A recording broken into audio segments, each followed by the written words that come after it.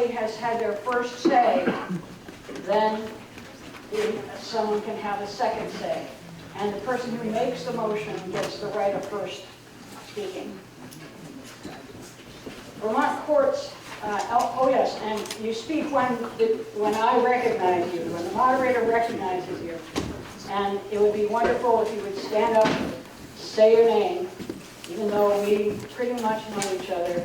It's good to have that on record. And Brian is holding up a microphone, which he will run around with so that everyone can hear what is being said. So wait for the microphone, unless you have a famously outdoor voice. Some of us do. Yes. I hardly need the microphone, but my throat will thank you for it.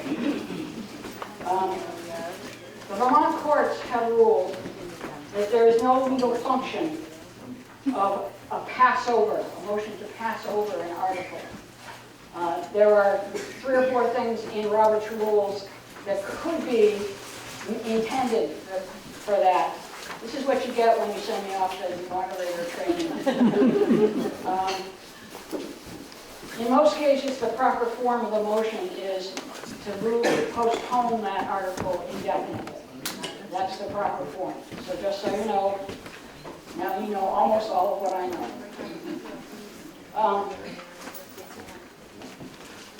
I understand there's a lunch, as usual. Is there someone here from the Historical Society who can tell us what? Hello. So there is a lunch. It is a potluck luncheon at the Historical Society, and the cost is by donation. So if you're feeling particularly generous, we would appreciate it. Great. Did everyone hear that? Any questions? We will vote when to recess for lunch. If we're in the middle of something, we might want to hold off a few minutes to finish. Now, I want to take a moment of personal privilege to think about some folks who aren't here, and also specifically my used-to-be neighbor, Penny Goss. When I was first elected moderator, she handed me this small gavel that belonged to her father, Rupert Montague, who was our town moderator for many, many years. And so I'd like to open the meeting with this gavel, and then we'll recess and adjourn with this big boy. Or, of course, if I have to get the constables to carry somebody out, I'll use the big boy. Okay.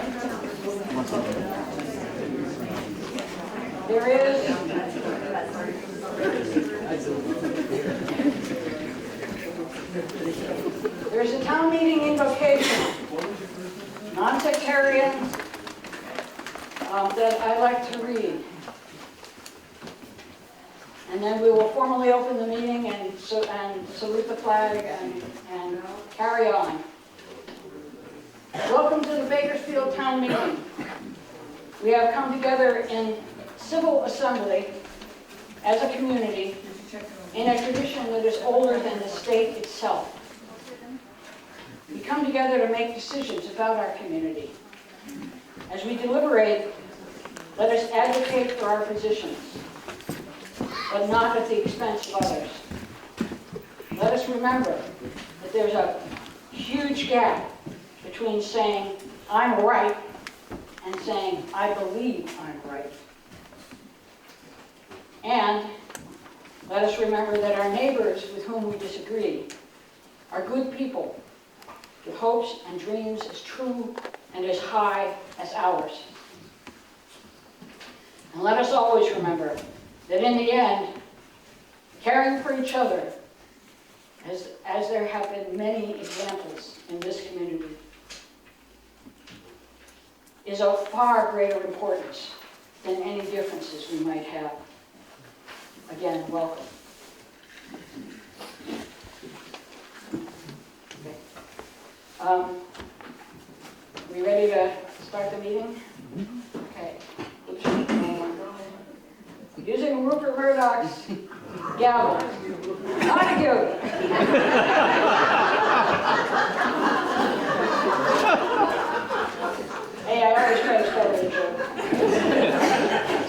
on purpose. Town meeting of Bakersfield, Vermont is now called to order. Would you all of you who can, please stand. We'll be ready for the Pledge of Allegiance. I pledge allegiance to the flag of the United States of America and to the republic for which it stands, one nation, under God, indivisible, with liberty and justice for all.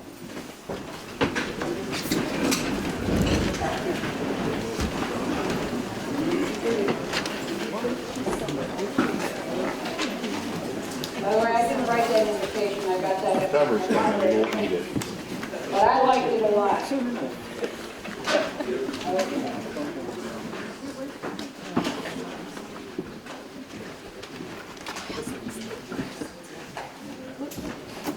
If you will turn to page 9.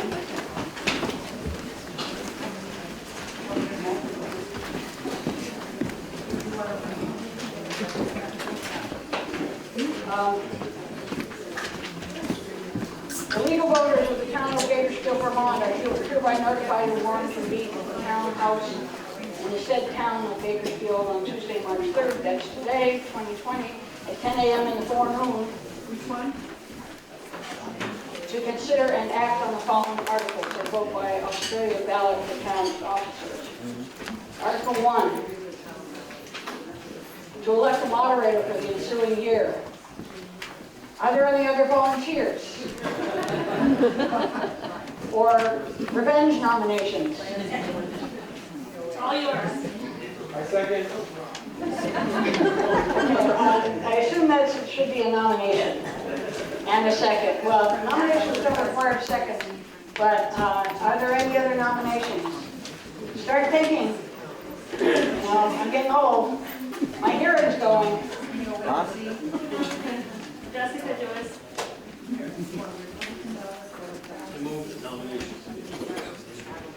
That requires a second. Second. Brian Steele. Sorry? Brian Steele. Oh. Who carries his own microphone. Okay, it's been moved and seconded that nomination shall cease. I would entertain a motion.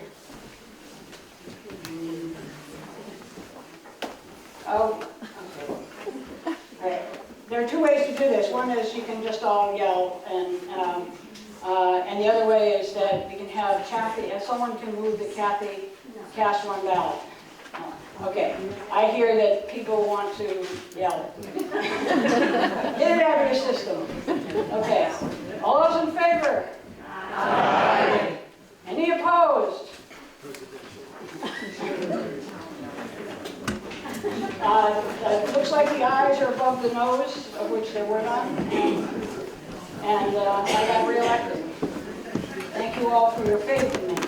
I hope I can stand up to it. Go ahead, clap if you want. I'm retired, I don't get much applause anymore.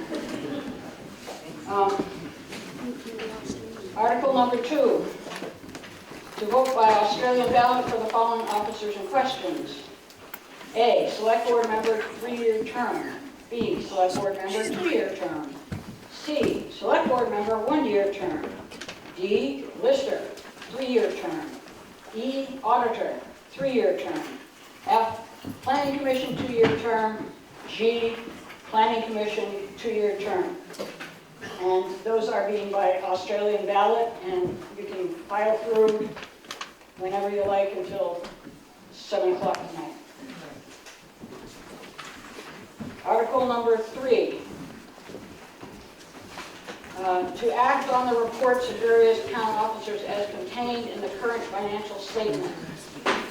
Before we carry forward this, there actually is no action. The reports are what they are.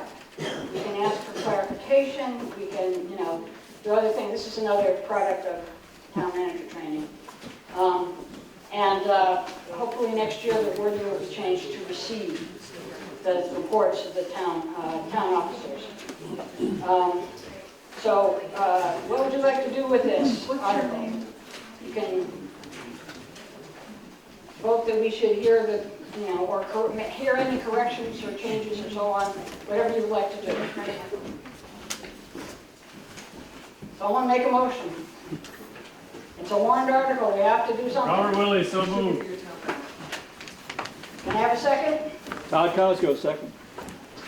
Okay, it's been moved and seconded. And now comes discussion. Are there any corrections, additions, amendments to the town reports as contained in your town book? No? I don't know if you're under justice of the peace, it says Penny Goff, and it should read your agenda.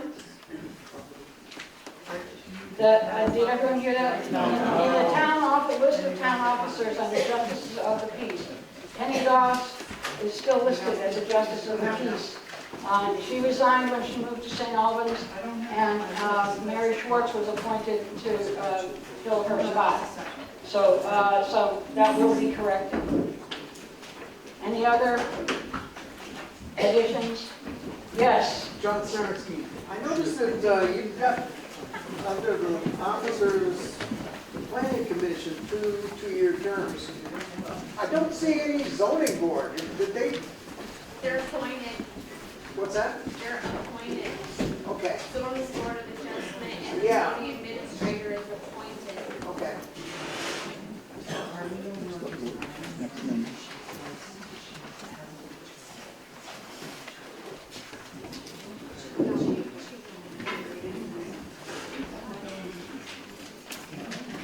Okay, we'll carry on while a list is being prepared.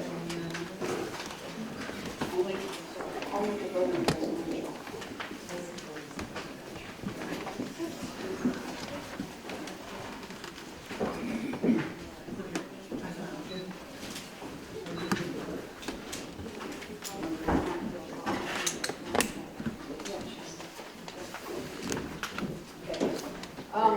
Again, a little personal privilege and clarification.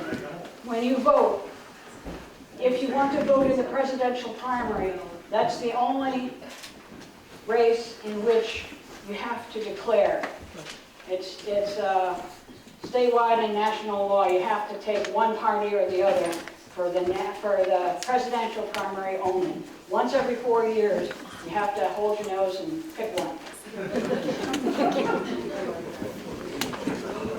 And there are some seats up front. If the folks in the doorway, that's not tenable for the fire department, and please come find a seat.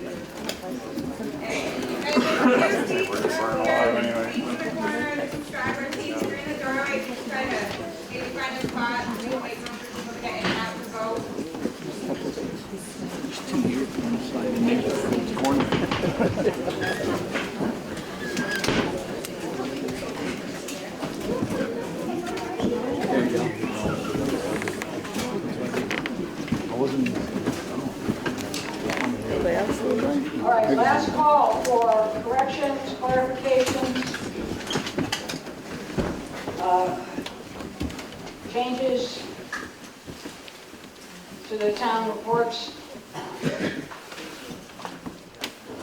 Okay then, it has been moved that we act on this, so if you want to accept them as they are, with the exception of the correction in the Justice of the Peace, then please signify by saying aye. Aye. Any opposed? Say no.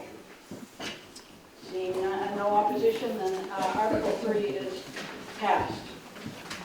Article 4, to elect the remaining town officers as required by law. A, first constable. We'll do this one at a time. First constable, any nominations for first constable?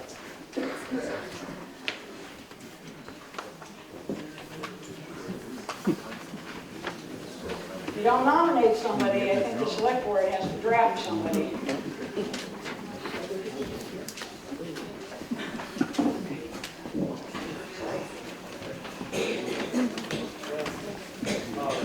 Pat Evans, I nominate David Pratt. David, Pratt, P-R-A-T-T, okay.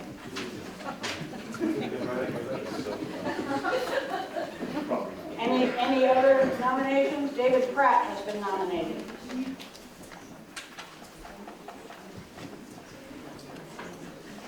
Seeing none. We'll close nominations. Okay. All those in favor of David Pratt being nominated, is this a revenge nomination?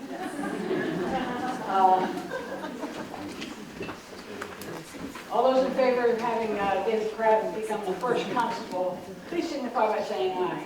Aye. All those opposed? David Pratt is elected. Now let's do it again. B.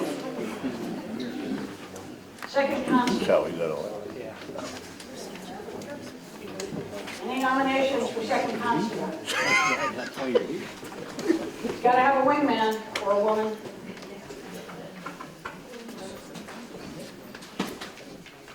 Second constable.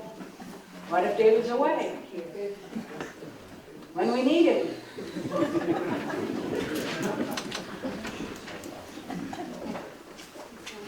Is there anyone here who has been a constable and talk about what the job means? No? Afraid they'll get renominated. Yeah. Yeah, Lance. Constable's office. Lance, introduce yourself. Hello, I'm Lance Lawyer, member of the Senate Select Board. The constable's office, without training from the Pittsburgh Police Academy, doesn't amount to much. It amounts to a little bit of dog catching, not much else. Because without the training, they don't have the authority to issue a warrant or write a ticket. And several years ago, we asked the townspeople if we wanted to send someone to the Pittsburgh Police Academy, and it was voted down. The town did not want to spend the money, seeing as how constable's office position is for 1 year, and the chance of someone not wanting to do it again is fairly high. As the chance is nobody wants the job at all, is pretty high. So, in the town of Bakersfield, it mainly would be someone to contact the police department, take care of loose dogs, stray cats, that type of stuff. Any other questions? Does it come with a fancy uniform? No, it does not. Time and travel is paid. It's not a lot, but you can collect. Constables in the past, except in extreme circumstances, haven't collected anything. Some have, some haven't. Okay, thank you. Now, it'll look good on your resume. Any nominations for second constable? I move that we postpone this indefinitely. That needs a second. Anyone want to, I'll second it. Mark Doremus? Mark, we need your name. Mark, do you read this? Madam Moderator, Yes, Lance.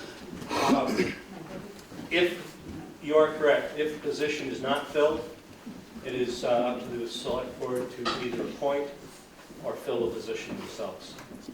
And we have done that many times in the past years.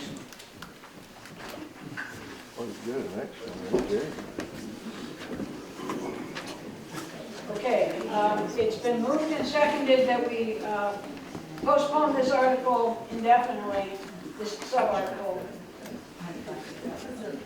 May I, would you, all those in favor of postponing this sub-article 4B, second constable, please signify by saying aye. Aye. Any opposed? Boy, we're agreeable.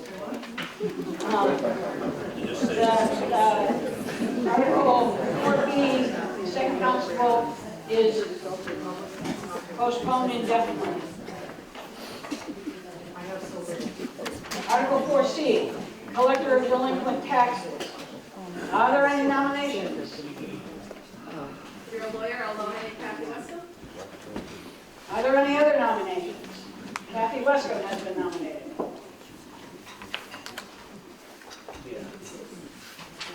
Last call for other nominations. If there is no objection, then we shall close nominations. All those in favor of Kathy Wescott collecting delinquent taxes, please signify by saying aye. Aye. Any opposed? Okay, Kathy does it again. Article 4D, grand juror. Are there any nominations? Nominate Larry Krieger. I know you just stood up and if you could please, everyone, when you speak, please stand if you are able and say your name and wait to be recognized and then speak in peace. Lance Lawyer, nominate Larry Krieger. Okay, Larry Krieger has been nominated. Are there any other nominations? Are there any questions about what a grand juror does? Seeing none. Oh, yes. I would like to know that. Good. Name? Paul Pickman. Paul? I'd like to see that as these jobs come up, somebody say what they do, because I have no idea what a grand juror does, or a town agent, or anything like that. Okay. Is anyone willing to speak to the duties of grand juror? Mr. Krieger still, is he here?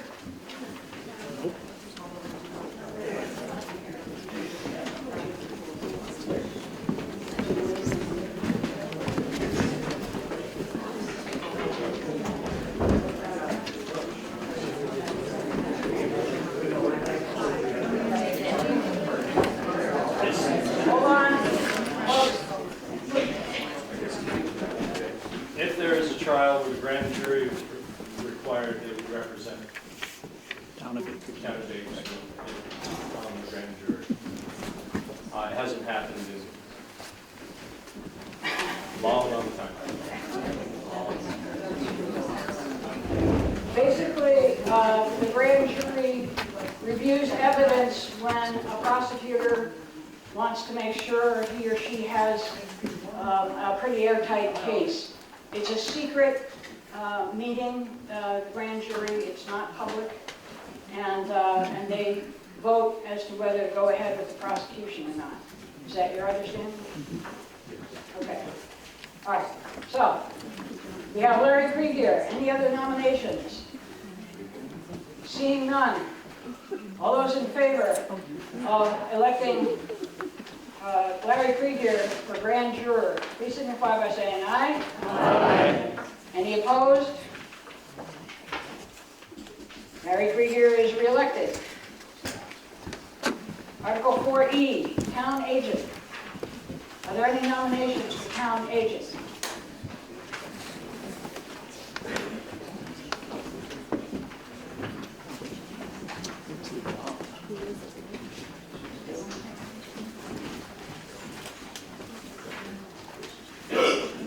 Is there anyone here who has been town agent?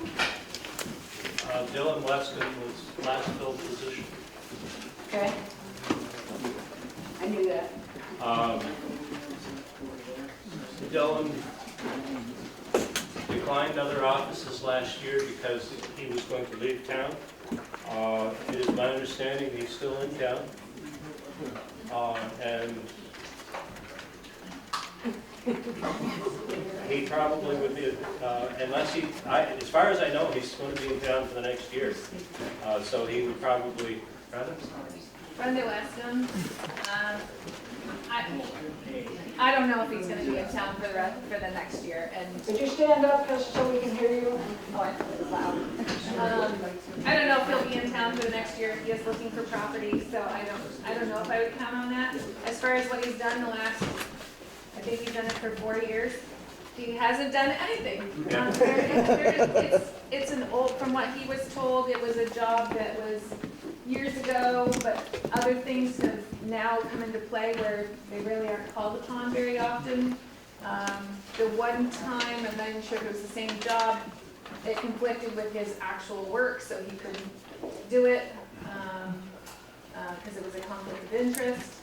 And that was it. They told him it would look good on his resume, he was fresh out of college.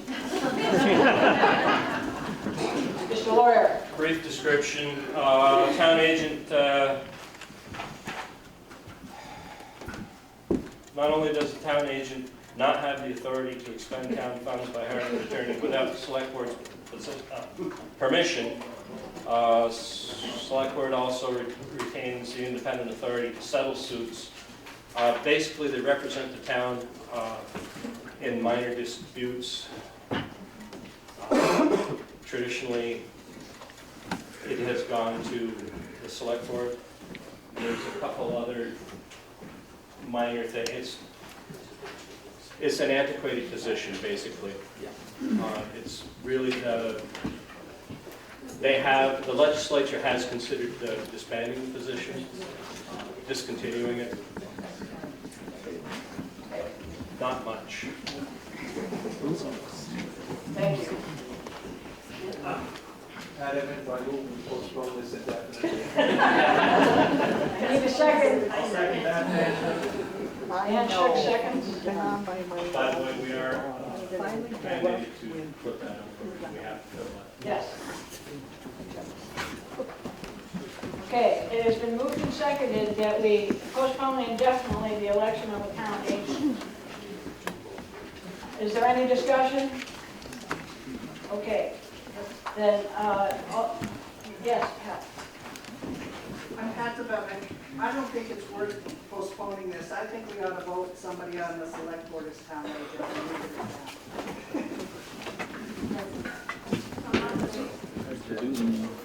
Okay. I don't think that. Any way? Last lawyer, I nominate Pat Bevan.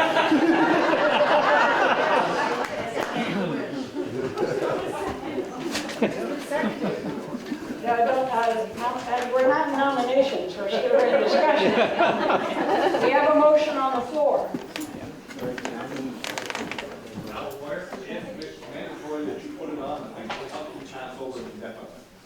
We'll have to appoint somebody if we can find somebody. It'll fall back to the select board, sorry. It will fall back to the select board, and the select board's responsibility will find some poor victim who would like to fill the position. Thank you.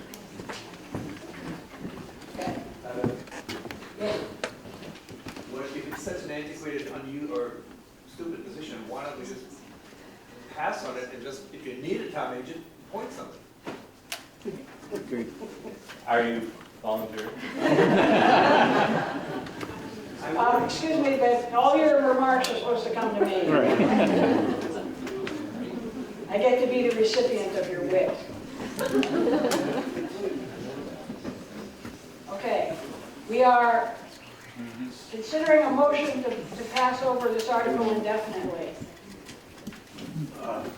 Brian Westcomb, just to let you folks know, this position cannot be filled by the select board. Right. And it does have to be filled by an independent person. Right. So these folks cannot be agent and select board. Right. Thank you. It might also be possible just, that, Pat, you're an auditor, that she might not be able to do it because she's auditor. So back to passing over, sorry. Postponing indefinitely, thank you. Is there any further discussion? Seeing none. All those in favor of postponing indefinitely the election of a town agent, please signify by saying aye. Aye. Any opposed? No. It appears that the ayes have it.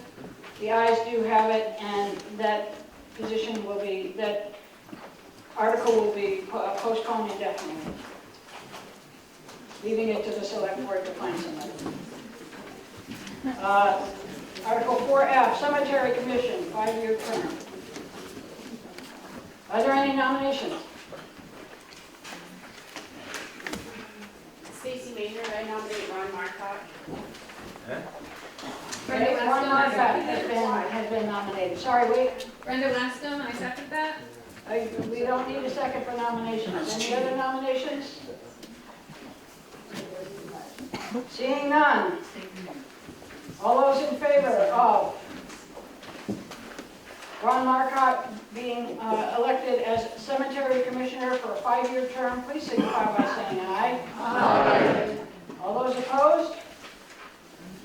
Ron Marcotte is elected. 4G, Library Trustee, 3-year term. Are there any nominations?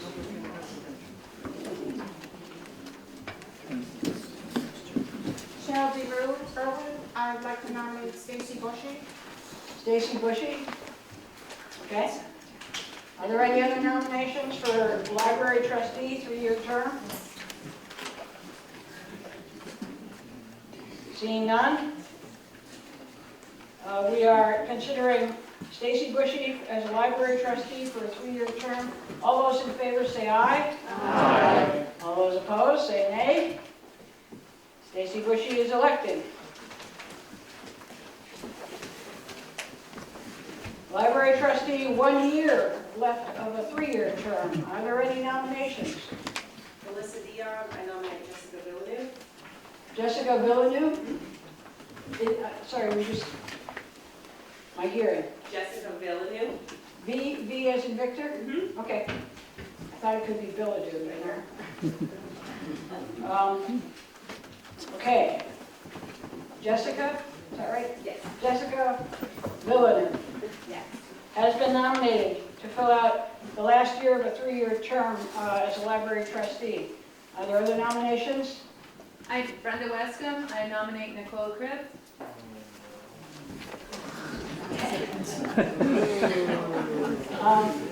Okay.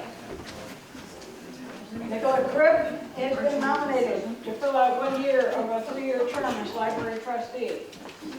Are there any further nominations? Seeing none. We'll close nominations. Get out your little pieces of paper. This is where you get up for your first stretch in the morning. Mark,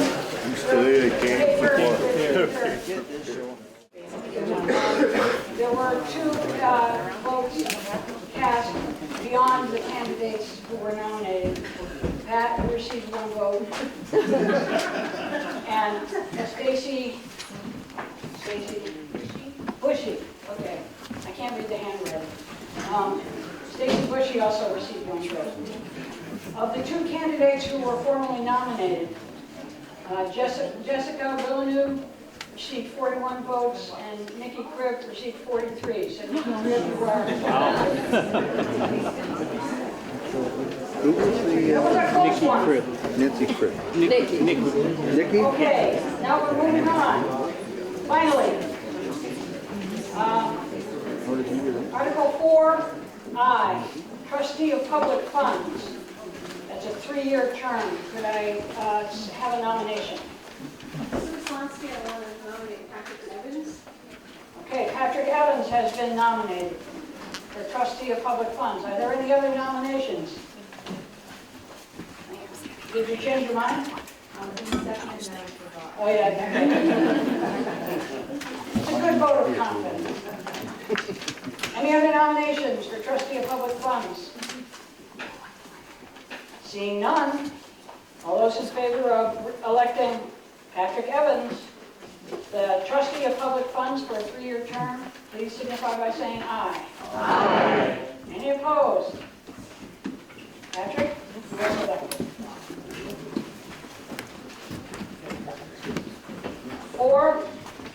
4J, Hospital Committee, 2-year term. Are there any nominations?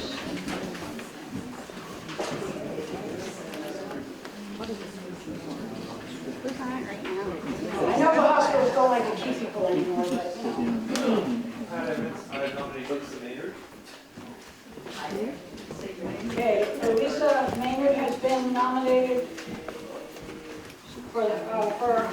Hospital Committee, 2-year term, and are there any other nominations? Seeing none. All those in favor of Lisa Maynard being elected as Hospital Committee for a 2-year term, please signify by saying aye. Aye. Any opposed? The ayes clearly have it, and Lisa Maynard is elected. 4K, the last item in this article. Brigham Academy Committee person, a 3-year term. Are there any nominations? Brenda West. Wait, excuse me. Yeah, we can't hear over here. Go ahead. Brenda Westham, I nominate Cheryl DeRue Irwin. Cheryl DeRue Irwin has been nominated. Are there any other nominations for Brigham Academy Committee person for a 3-year term?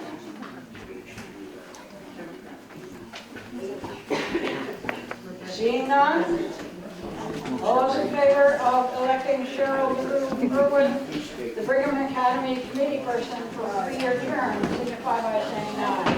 Aye. Any opposed? Cheryl DeRue Irwin, you are elected. And we are done with Article 4. Yay!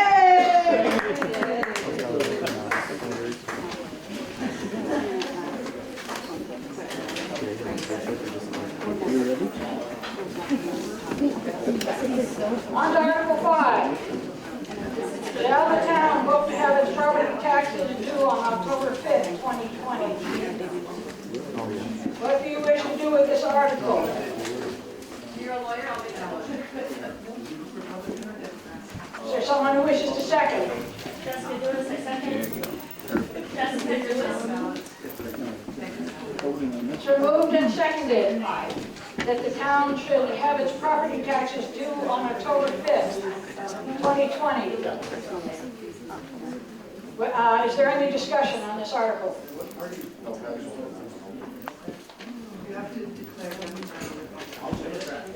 Harry Fleeger. At a previous meeting, there had been talk about splitting or having 2 tax payments. So is this the time that it would be discussed? Is it DE or That no? would be for another fiscal year, and it would be voted on. Okay. Okay? Yeah. Sorry. I will endeavor to try and remember to say. Thank you.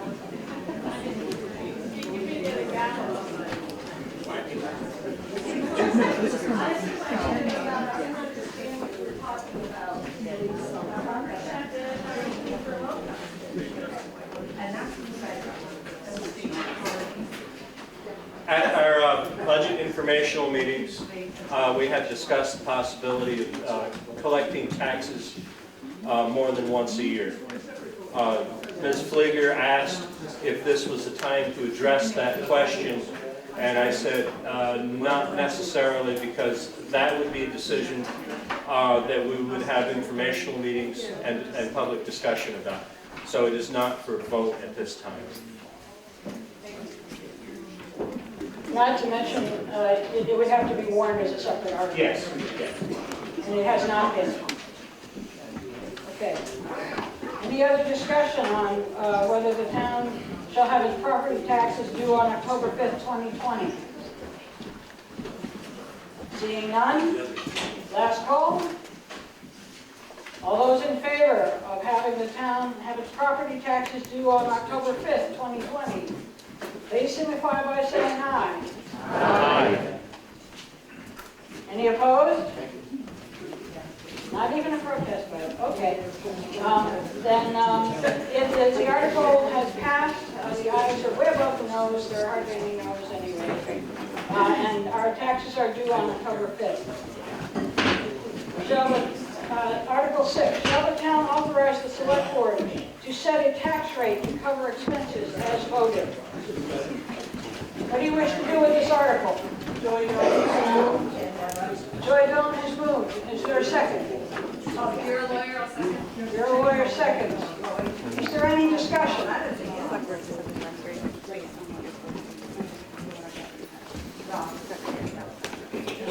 Any questions?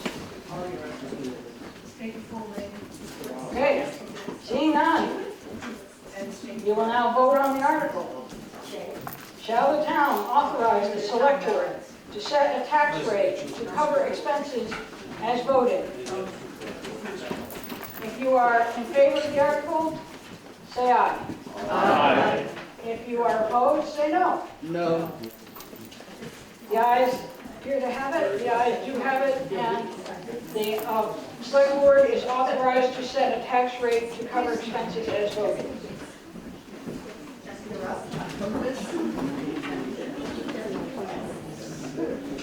Article 7, shall the town authorize the select board to borrow money in anticipation of taxes? What do you wish to do with this article? Could you speak up, please? Thank you. Is there a second? Second. Okay, it has been moved and seconded that the town should authorize the select board to borrow money in anticipation of taxes. Is there any discussion? I'm not sure if we can do it or we can't, but if we had to borrow money, could we borrow it from our own trust funds and pay ourselves? No, can't do it? I don't know the answer to that, so.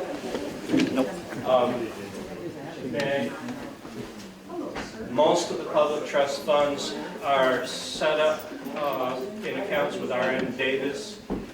They have to be invested in such a way as per the terms of the wills. Some of the money is free to invest as we choose. Most of those are invested in loans to small businesses or individuals in the town of Bakersfield. There is not enough of those discretionary funds to really help the town at this time.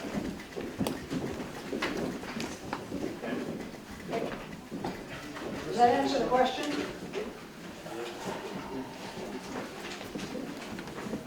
Any other discussion on whether the town should authorize the select board to borrow money in anticipation of taxes?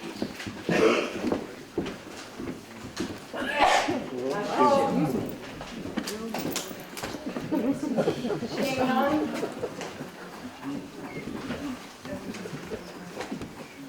In order to support the motion that the town should authorize the select board to borrow money in anticipation of taxes, signify by saying aye.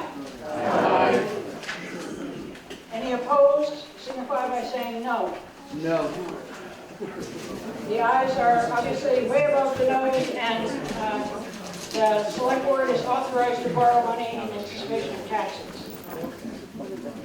Article 8, shall the town appropriate $170,000 for winter work? What do you wish to do with this article? Can you make an amendment to that? Wait. You can't amend it until it's been moved and seconded. I'd like to move it. And- Jeremy Wilkins. Thank you. Thank you. I'll second it. Sarah Gates. Okay, it's been moved and seconded that the town should appropriate $170,000 for winter work. Is there any discussion? Yes, Jeremy Wilkins, I'd like to amend it back to last year's spending level of $150,000. I second that. I'll second that. Okay. There is now an amendment on the floor. And the amount was $150,000? Correct. Okay.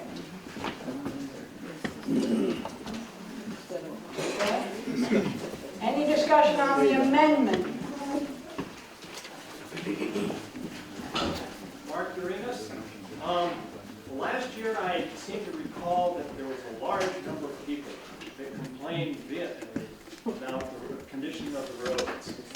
And it's one of these things where there was a request to have gravel or crushed stone put on the roads. Crushed stone costs money. We can't just sort of give it. We have a gravel pit, but that stuff is round, what you want on the roads, and it all costs money. And gravel doesn't fall from the sky, so, you know, if it did, we'd all be wearing hard hats.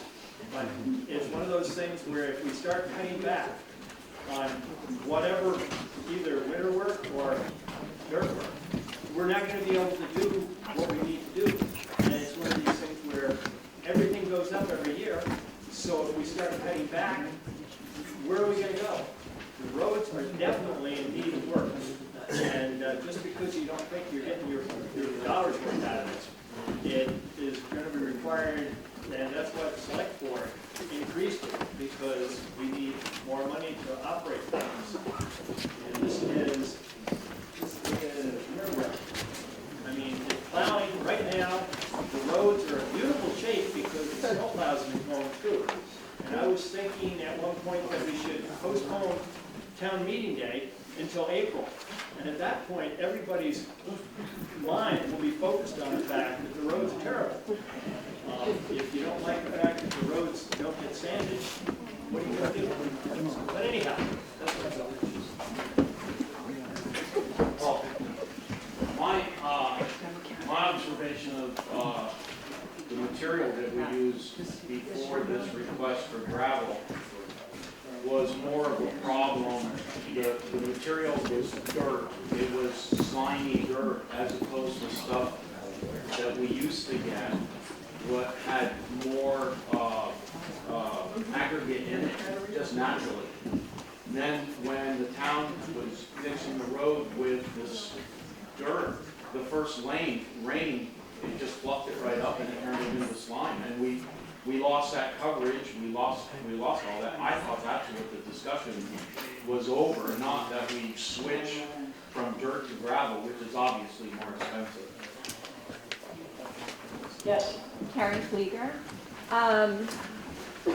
I oppose the amount of money, the $170,000, because I believe that the money that has been approved previous years has been mismanaged.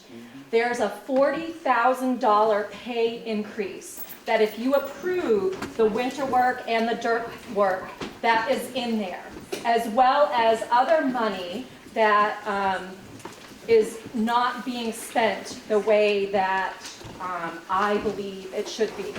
There's nothing budgeted for uniforms, but there's been $1,600 worth of clothing reimbursements. And if you look back at, what is actually being paid out, there's definitely some places where if the road department or select board has been in the hole for several years, that instead of spending more, I think they need to be more cautious with how they are spending our money. If we continue to increase the budget, I believe then that money will continue to be mismanaged.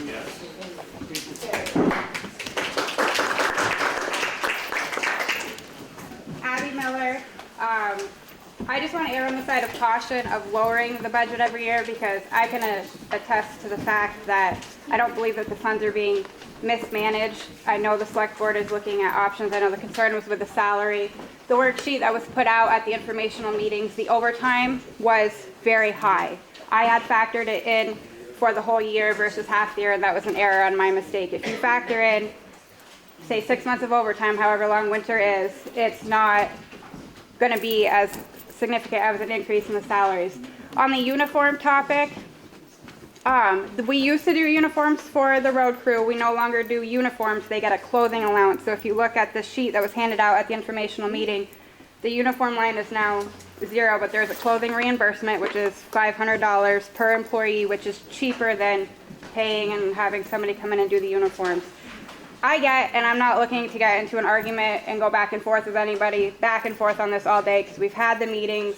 I know where everyone's at. I respect where everyone's at. Nobody wants to see an increase, but I do think, like Mark said, we all want the roads to be maintained properly. Unfortunately, even if you level fund salaries, change the healthcare, do stuff that costs outside of that every year with fuel, electricity, everything goes up. There's some stuff we can control, I agree, and there's some stuff that we can't. So I'm just asking everyone to really err on the side of caution on cutting the budget down too significantly, because like Mark said, then it's going to significantly impact what we're able to do with maintaining the roads. I'll come back to you when everyone else has had their first time. Yes. Hi, Brenda Westham. I'm just had the separate meetings at night, it was very handy to have the breakdown of how money is spent for dirt work and winter work. I'm wondering if that can continue in our town report, as opposed to just having one figure that's a total on page 20 or 21. It's just the total. It's nice to have the breakdown, and if we could see that every year, that would be helpful. And that's the plan. That is Not to Wait. miss, sorry. Wait. You get your second turn. I know, but I'm gonna answer her question. But you have to wait. That's Is all. there anyone else who has a question or comment? What about that gravel pit we paid so much for? Has it helped us? Yes, How? Hey, I'm gonna be quiet now. okay, any other first-time comments? Yes, sir. I think one of our problems with the material being used on the roads is mispreparation in our so-called gravel bed. Okay, any other first-time comments on this article? You, Second, I have a second comment. If we got road commissioner available, we can ask him. Come on down back. The gravel is budgeted in the dirt work, yes? Okay. Can you talk about how the gravel is being used? Because some people have mentioned it's slippery. Can you tell us about the improvements you guys made? Well, we've gotten into a better day of gravel. I don't think anybody- excuse me, whoever's speaking, come into the hall and maybe get a microphone. And you should be addressing your comments to me and not to him. Well, I have a question for him, so. Okay, well, the question was, Can the road commissioner speak as to how the gravel's being better utilized? okay, It's not necessarily being better utilized. It's, if you go into a gravel pit with an Act 250 permit, and they tell you this is where you're going, you gotta go where they say, and if it's not top quality gravel, unfortunately, you still have to use it. So right now, we are in some really good gravel, although we burned through quite a bit during the flood, so, okay. you know, right now we are a better material. What really made the roads greasy was the sand for the last 2 years, and this year we were in very good sand. So. Okay, thank you. Did you hand the mic back to? Okay, go ahead. You're up next. I'm up for the Wait. first time. Okay, sorry, first time. Okay. Speaking to the gravel pit, it was recognized that we were in some material that had a high clay content, and it was causing problems. The screening process was changed, and the gravel has improved. So it is, we did have a good response to it. We asked for some expert advice. We got a different screening process, and the result is a better material for the roads. Live and learn. This is the town's first gravel pit. It's the first time we've been responsible for creating our own material. A mistake was made. We rectified it. Thank you.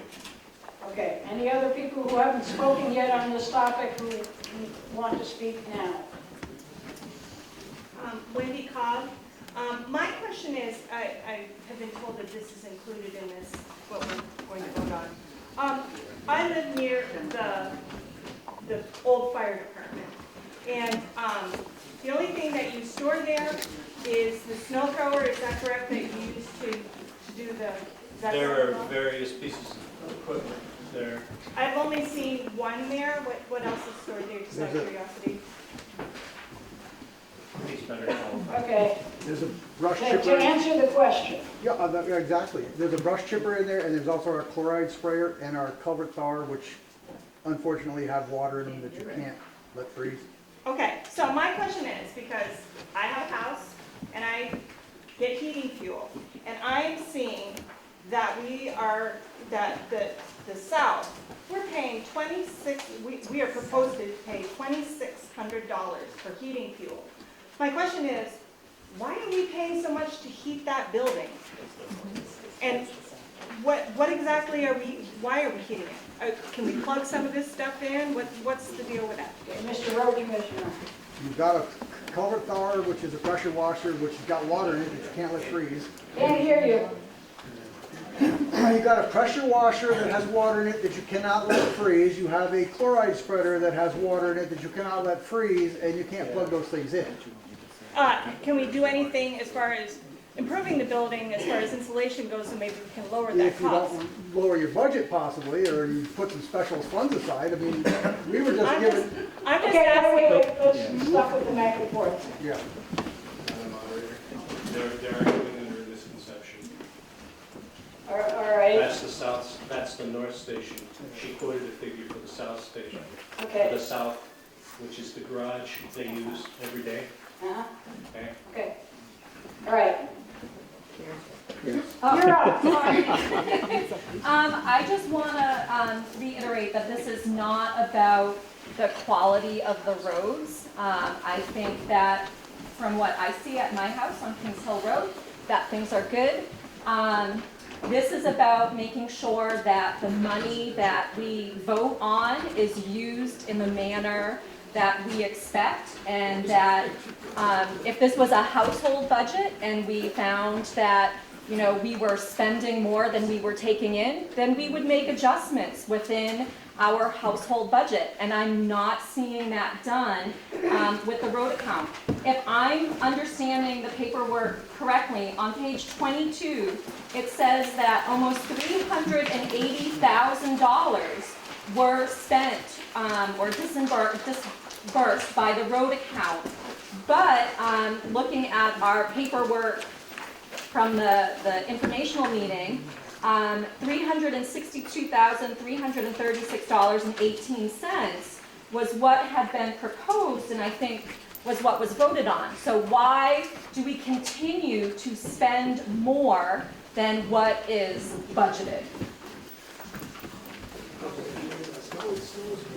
I'll answer Brenda's question first about what a lot of people have from the informational meetings, the format of the budgets. I know that's my plan moving forward, is to put that actually in the town report and work with the auditors, so you guys can have that, not just have it the one time of the year because the road's the hot topic this year.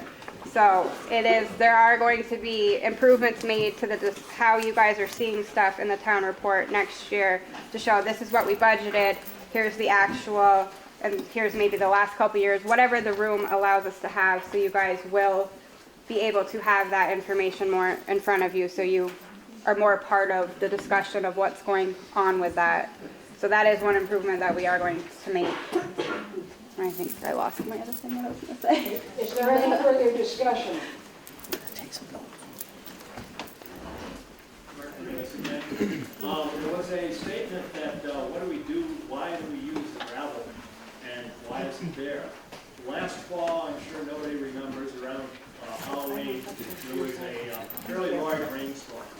And there's a couple of roads in Bakersfield that got totally annihilated. And there's still some that aren't even passable and probably will be thrown up. I live on the Waterville Mountain Road, and there's a stretch of a fairly steep section there that there was probably 1,000 feet that you couldn't even walk on. And they hauled gravel to that place, and there wasn't anything special. They didn't even screen it. It was just filling the road so somebody could drive a pickup truck barely up there. And I know right now the people that do, or the person, is complaining because they don't get their road plowed, because they can't even fix the road. So the gravel has been used very efficiently from the gravel pit. It's one of those things where if we don't have it, then roads start getting closed all the time. So if you think that we'll cut money here and we'll cut money there, that's great. If you have a household budget and you're spending more, just listen to the news about people that are in that position and they're going downhill. It's easy to say, well, we don't want to spend money. Well, that's fine, but you're not going to get any service out of it. If you have a furnace and you need to put oil in it, you got to spend money. Yes, sir. Paul Picknut. I'd like to address the elephant in the room. And that elephant is the amount of taxes that we pay. It is not to say that our roads are so terrible that we can't move through. I think there's a level of doability. It's going to be okay. But when the cost of that gets beyond what is affordable for a family, that trumps, in my opinion, trumps so much of the conversation about raising taxes. When people can't afford to pay what they're asked to be paid for the level of services they get, that is the true issue here. Thank you. Nicola Cribb, page 22, I'm looking at the disbursements and the line items. And the second most expensive one on this list is health insurance. So I don't think we're talking about specifics with roads and what we're spending on the roads there. We're talking about the cost of our personnel. And I know if you look at the salaries, we talk about the uniform that Kerry brought up. I'm sorry, the clothing allowance.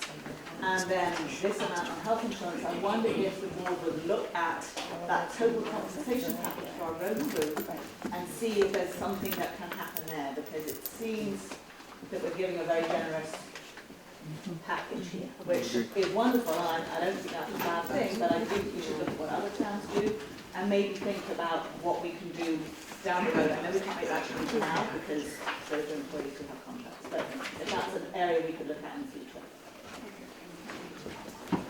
Hi, Bill Irwin. I wanted to just try to capture a broader notion here.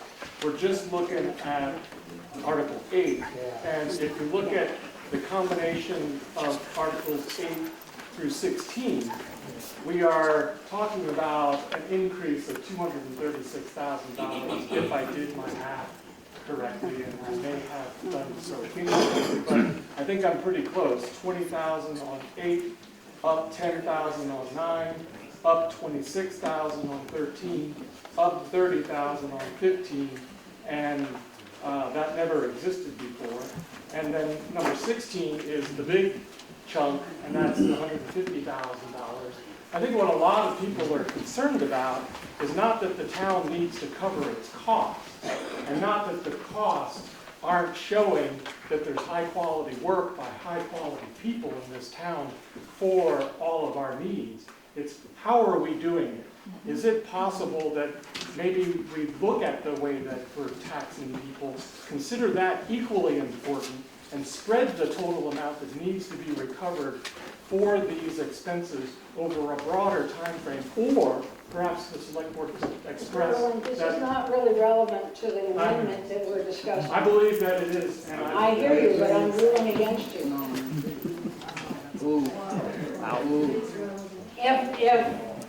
If you all want to overrule me, it takes 2/3 of you. I overrule.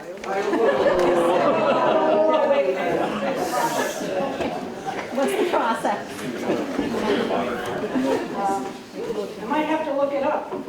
Can I make a motion to overrule the moderator? For the group of registered voters who are here in this meeting to overrule the moderator, it takes a 2/3 vote.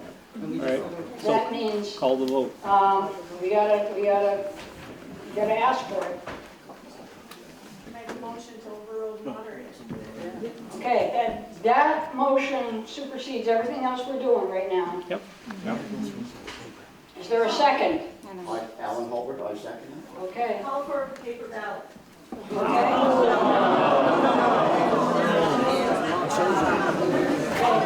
The problem is how we're going to count 2/3. Stand. No, you can stand. Yep. Courts have ruled that a hand is not. Can you just tell us why, my name's Anthony DeFelice, what Bill Irwin said was not? Because the amendment is to Article 8. He brought in several other amendments and a big picture view. I'm not saying it's not a value. It is a value, this discussion, but it's not appropriate if we're going to get through this amendment. If you don't want to cut it back, or you do want to cut it back, you can vote for or against the amendment. And then we vote on the amended or original article, and that's how it's supposed to go. So on amendment number 8? Yeah. Well, I think people are just worried that some information might slip through unrecognized. I don't think he meant to blow it out of the Okay, there's not really any discussion on the overrule motion, and that's what's on the floor right now. So if you wish to overrule my ruling to shut Bill off at the moment, to bring that, he can bring that up in another article, but not for this amendment. Please stand up. And,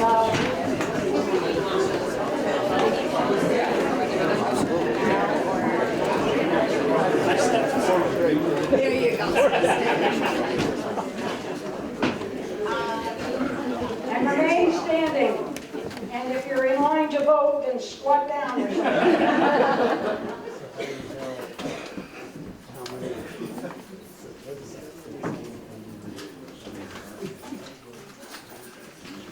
I've never had to do this before. And if I hadn't told you about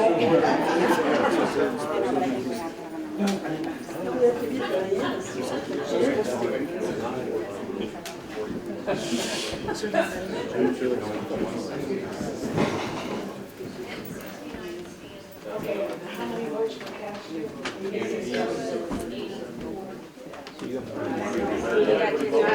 Plus 2. Okay, so 61. Okay, anybody got a calculator? Yeah, there's a Okay, all right, I am overruled. Please continue, Bill, I'm sorry. I'll just explain the reason for why bringing it up now is that the motion to amend is to reduce the amount that's in this article. And I think it's important for all of us to consider all of these articles. If you're going to reduce this one, I bet you're going to try to reduce the next one, and the next one, and the next. Right. So that's why I bring it up at this particular amendment on this particular article number 8. And so I'm asking that the select board perhaps address for the town if it is possible to defray the total expense increases that are needed to bring the budget back into line could be done over a longer period of time to reduce the tax burden on those who have challenges with our taxes, especially those that have fixed incomes and less affordable opportunities in town here. Thank you very much.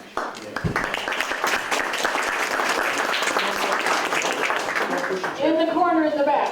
Robert Willie, I just have a question based on, start with select board, I guess.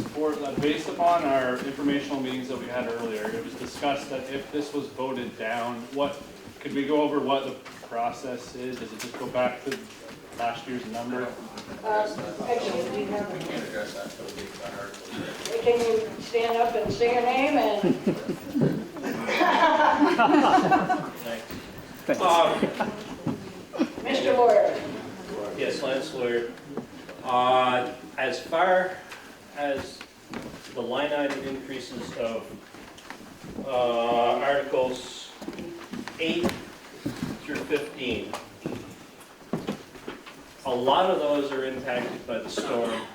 Some are a direct response to some of the meetings that we've had with the townspeople here in this room and others who are not present about the more work that we need done on the roads, and what can you do about it? We need to have better care for our roads. That is in response to those people. As far as if line item 16 were voted down, I think that's what Robert is speaking to. It might be. It might be the combination of all these. It is a combination, and they are all tied together, and I feel it's relevant to talk to them all at once, with the moderator's permission. Thank you. It's not my permission now. It's the body's permission. They are relevant. They all do tie together. Line item 16 is an attempt to bring us up to a fiscal year or a year ahead so that we have money to work with at the beginning of the year. All right, our fiscal year starts January 1, okay? We vote on our taxes today. We don't get our taxes until October. Unlike the other entities in town, fire department, the library, ambulance service, and many others, they're voting on next year's budget. They're voting on 2021 budget. We're paying out of our 2020 budget, their 2021 budget. We're just trying to get up where we have the money. Fine. If you don't want to do that, we'll borrow. And we had to borrow this year because of the storm. We're short of funds. We used a lot of funds. We used 4,000 yards out of our useless gravel pit. 4,000 yards we took out of there that we didn't have to transport from Berkshire or Eansburg. That's a lot of time, that's a lot of man hours. And we paid a lot less for that gravel than we would have buying it from somebody else. We saved a lot of money. We still probably got 6,000 more yards to put on these roads. We're not anywhere near done. This storm hit us hard, and it hit our budget hard, which is what we're trying to address now. We've had meetings, actually before the storm, we had informational meetings, not informational meetings, but meetings at the select board Tuesday nights where we discussed what our future budget was going to be. We had nobody from the town show up. We had, I believe, 4 regularly warned meetings where we discussed budget, and we publicly invited townspeople, members of our voting community, to come and give their suggestions. Not one person showed up. Okay? There weren't like all meetings online and Hold your comments until you're recognized and... the same way every other town, select board meeting is warned. When we had these public informational meetings in the evening, people started to trickle in. The first meeting we had, honestly, it was a fairly poor turnout. I was very glad. We had 77 people show up for our second informational meeting. That's great. That's really great. That's more people than we often have for our town meetings here. So we were pleased. We got a lot of information, and that's what we were looking for. We're looking for your public input. We're not trying to slide this by you. We're not trying to, slip it under the door. We want your input. We're very interested in your input. We need your input to make a decision. And that's what today is about. We're willing to work with the town. We all pay taxes too. I don't want to see my taxes go up any more than the rest of you do.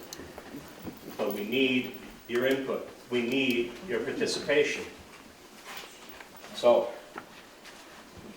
what you have to say today is important to us, and we look forward to it.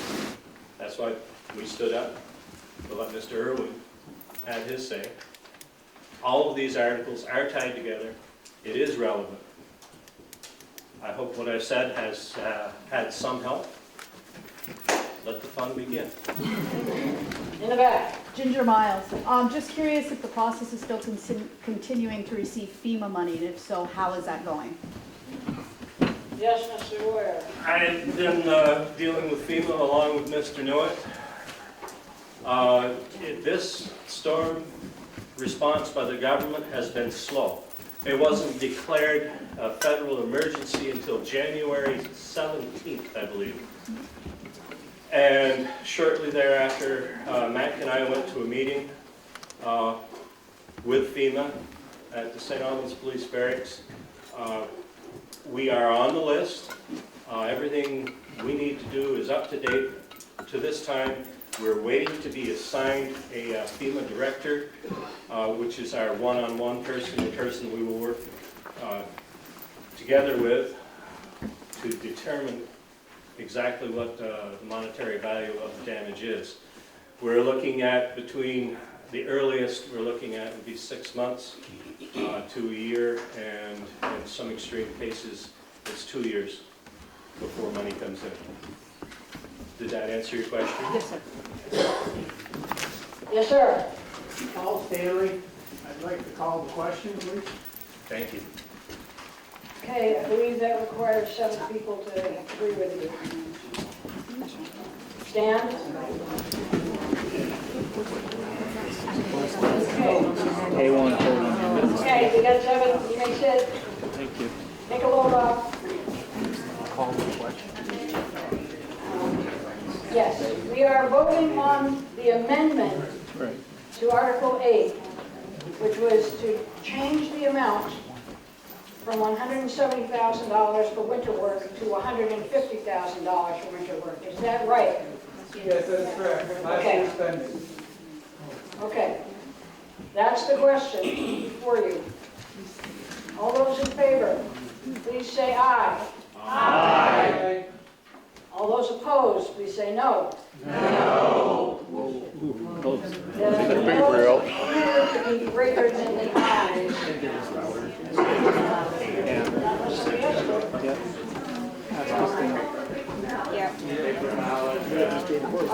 It might be quicker and more useful if you call for division of the House, which means everybody who wants yes stands up and then anybody who doesn't stands up. Is that acceptable to you?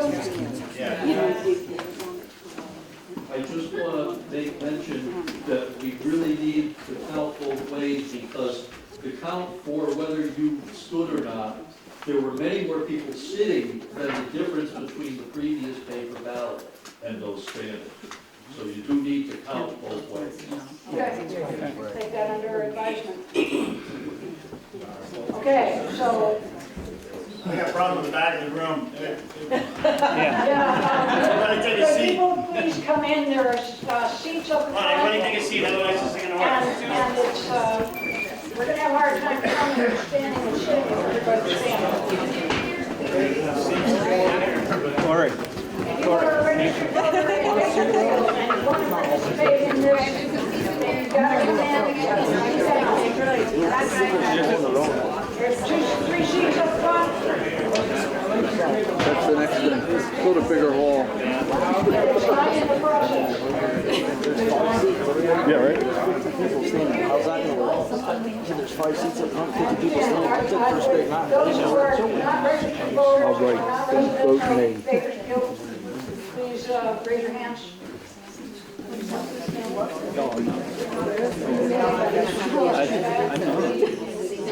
I know. I'm not gonna be. You're white. Right, so you know you can't vote, right? I feel like we're playing hide and seek. I know. And you can't stand up when you raise your hands up. Okay, that's what we're doing. Standing? So the question is exactly what? Yeah. The amendment The amendment is to change the amount in Article 8 from $170,000 for winter work to $150,000 in, to be appropriated for winter work. Okay? If you are in favor of cutting the amount from 170 to 150, then when I ask you to, then you should stand. And then I will ask those not in favor to stand if you don't want to support the amendment. All right? Yep. So everybody understand what we're voting on? Yep. Okay. All those in favor of amending Article 8 to read the town should appropriate $150,000 for winter work, please stand up now. Hey, Lance, would you count please? Don't count me, I said. Do you realize you're being I don't think standing on chairs counts. What's that? Come on, Drew.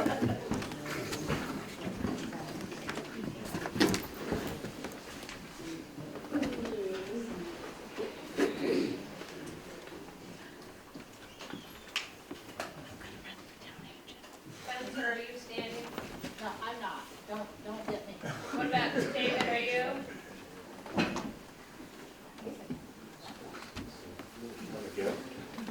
What'd you get? Understanding is number 16 would only be for 2 years to catch us up, so we could be doing 2021 right now rather than 2020. So that increase is not forever, it's just to catch up enough money so we could be doing this the way we should be doing it, which is voting it year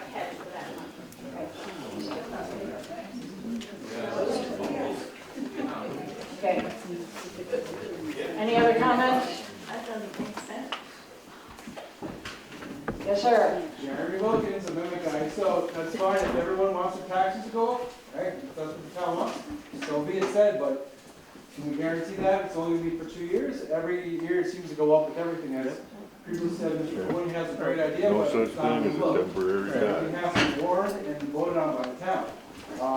What the budget is, it's not including the state, and We're supposed to just be get aware of that, everyone votes. Dirt work, $20,000, I think the roads are fine. Sometimes when it gets to spring, Max says, I asked about the potholes, it's like, when are you gonna fill the potholes? Max in my face told me, when it snows again. So, there's pushback from these guys, so we gotta give a little give and take. It's not a decrease, it's continued spending from last year at $150,000.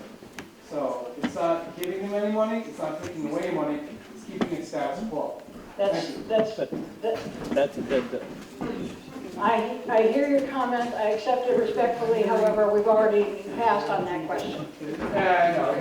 All right, all right, any other comments? I'd like to call the question, Giorgio. Okay, can you get 6 other people to stand up with you? Okay, all right, we got some. All right.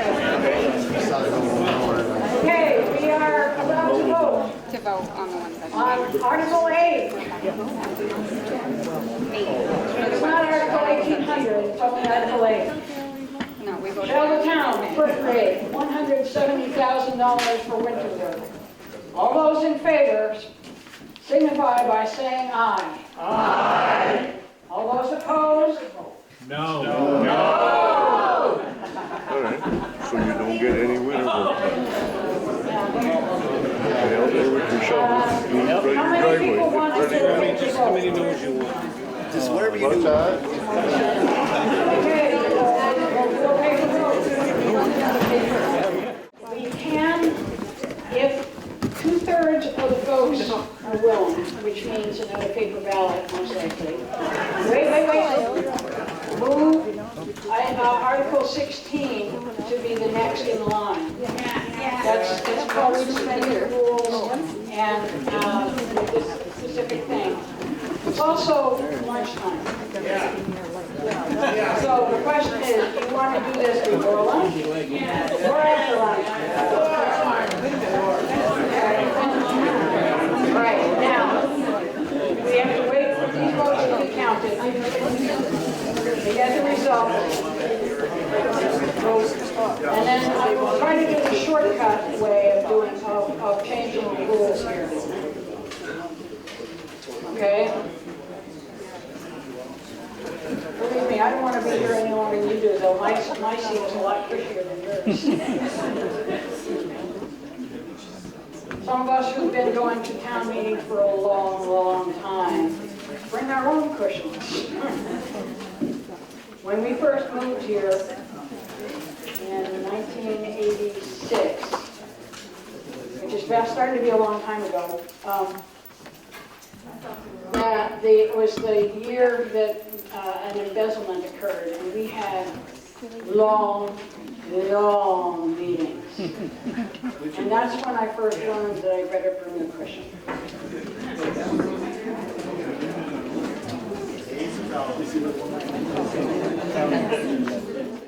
Here are the results of your vote. And please unblock the door. I might have to run out of here.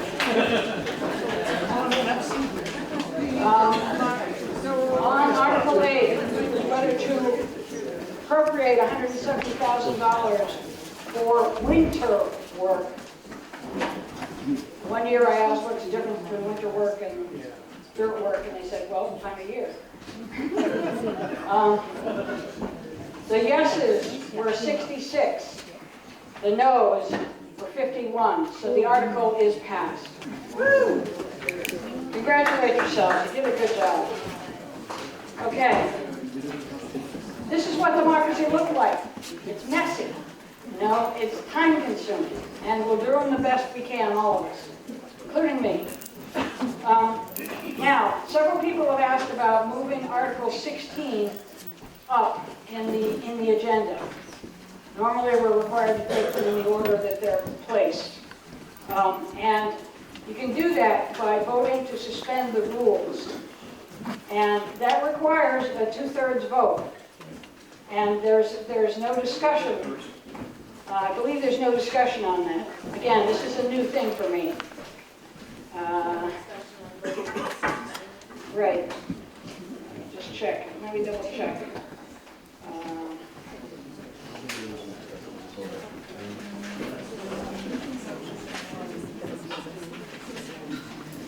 Suspend the rules. I need a motion, a second. Actually, yep, there's no debate. There's no amending it. It requires a 2/3 vote and cannot be reconsidered. Okay. I move that we vote by standing on whether to move Article 16 to the next article after 8. I'm sorry, but you may have to separate those two.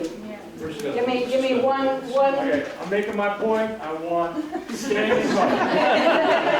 Please have a order. My motion is- We don't even have a motion on the floor here, so I move to suspend the rules and move Article 16 up. thank you. Is there a second? I'll take that second. Okay. All right, it's been moved and seconded. It requires a 2/3 vote. There is no debate allowed. Kathy has made the suggestion that we try standing. Again. I need at least 2 people to count, preferably from the Board of Civil Authority.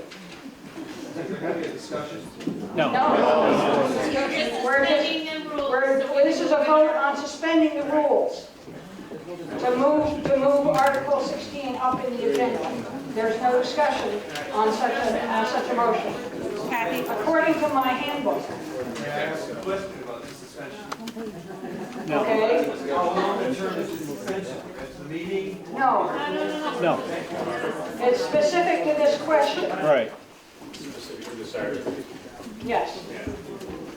Okay. All those in favor of suspending the rules to move Article 16 up? I disagree.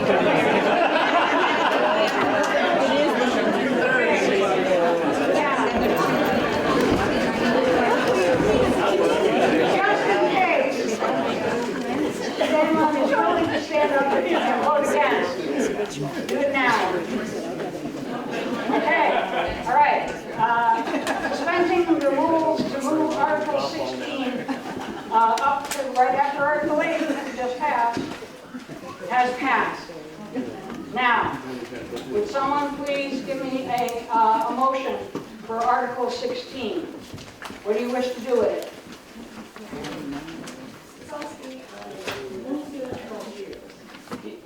Okay, so move the article. Okay, can I have a second to moving Article 16? Second. And by moving, I don't mean shoving it up in the agenda, I mean getting it ready to be voted on. We seconded? Okay, thank you. All right, it has now been moved and seconded that Article 16, shall the town appropriate $150,000 for a 6-month period for road fiscal year 2021. Is there any discussion? Yes, sir. So, as a board, we've had a couple public meetings with everybody.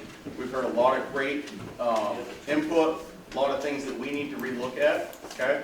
So as a board, we are asking for this to be voted down so that we can look at other options, other ways that are beneficial for all taxpayers. And there's been a couple of other options brought to our attention. What we would like to do is hold an informational meeting, much like the ones we had in February, in November, so that we can discuss it, get your input again, and then move into next town meeting with it on an Australian ballot, so that everybody in the town can vote.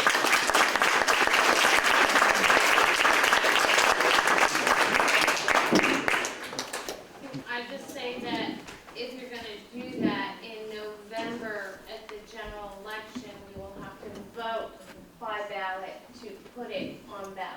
for town meeting. Right. Okay? Right. All right. Yes, sir.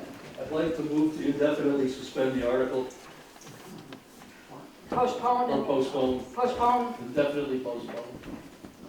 I think he's trying to vote no. Hold on. You certainly can make that motion. Isn't that effectively to make it go away for today?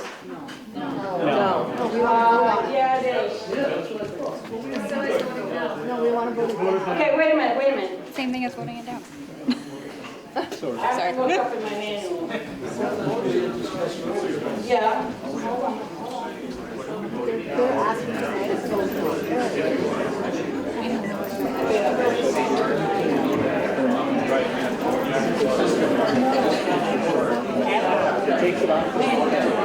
Okay, so as clarification, postponing it indefinitely would sort of make it go away, but it's a lot messier process. And just voting it down would be cleaner and better information for the select It's going to board. be easier, but I withdraw the motion. Okay, thank you. Yes, sir, Mr. Irwin. Bill Irwin, I would like to call the question. Yes. Okay, have you got 6 people? Okay, never mind. Hey, at least we're getting our art society today. Okay. If by that you also mean to close debate or discussion, then I'll take that as given. All right. Are you ready to vote? Yes. Yes. Okay, I do see an objection.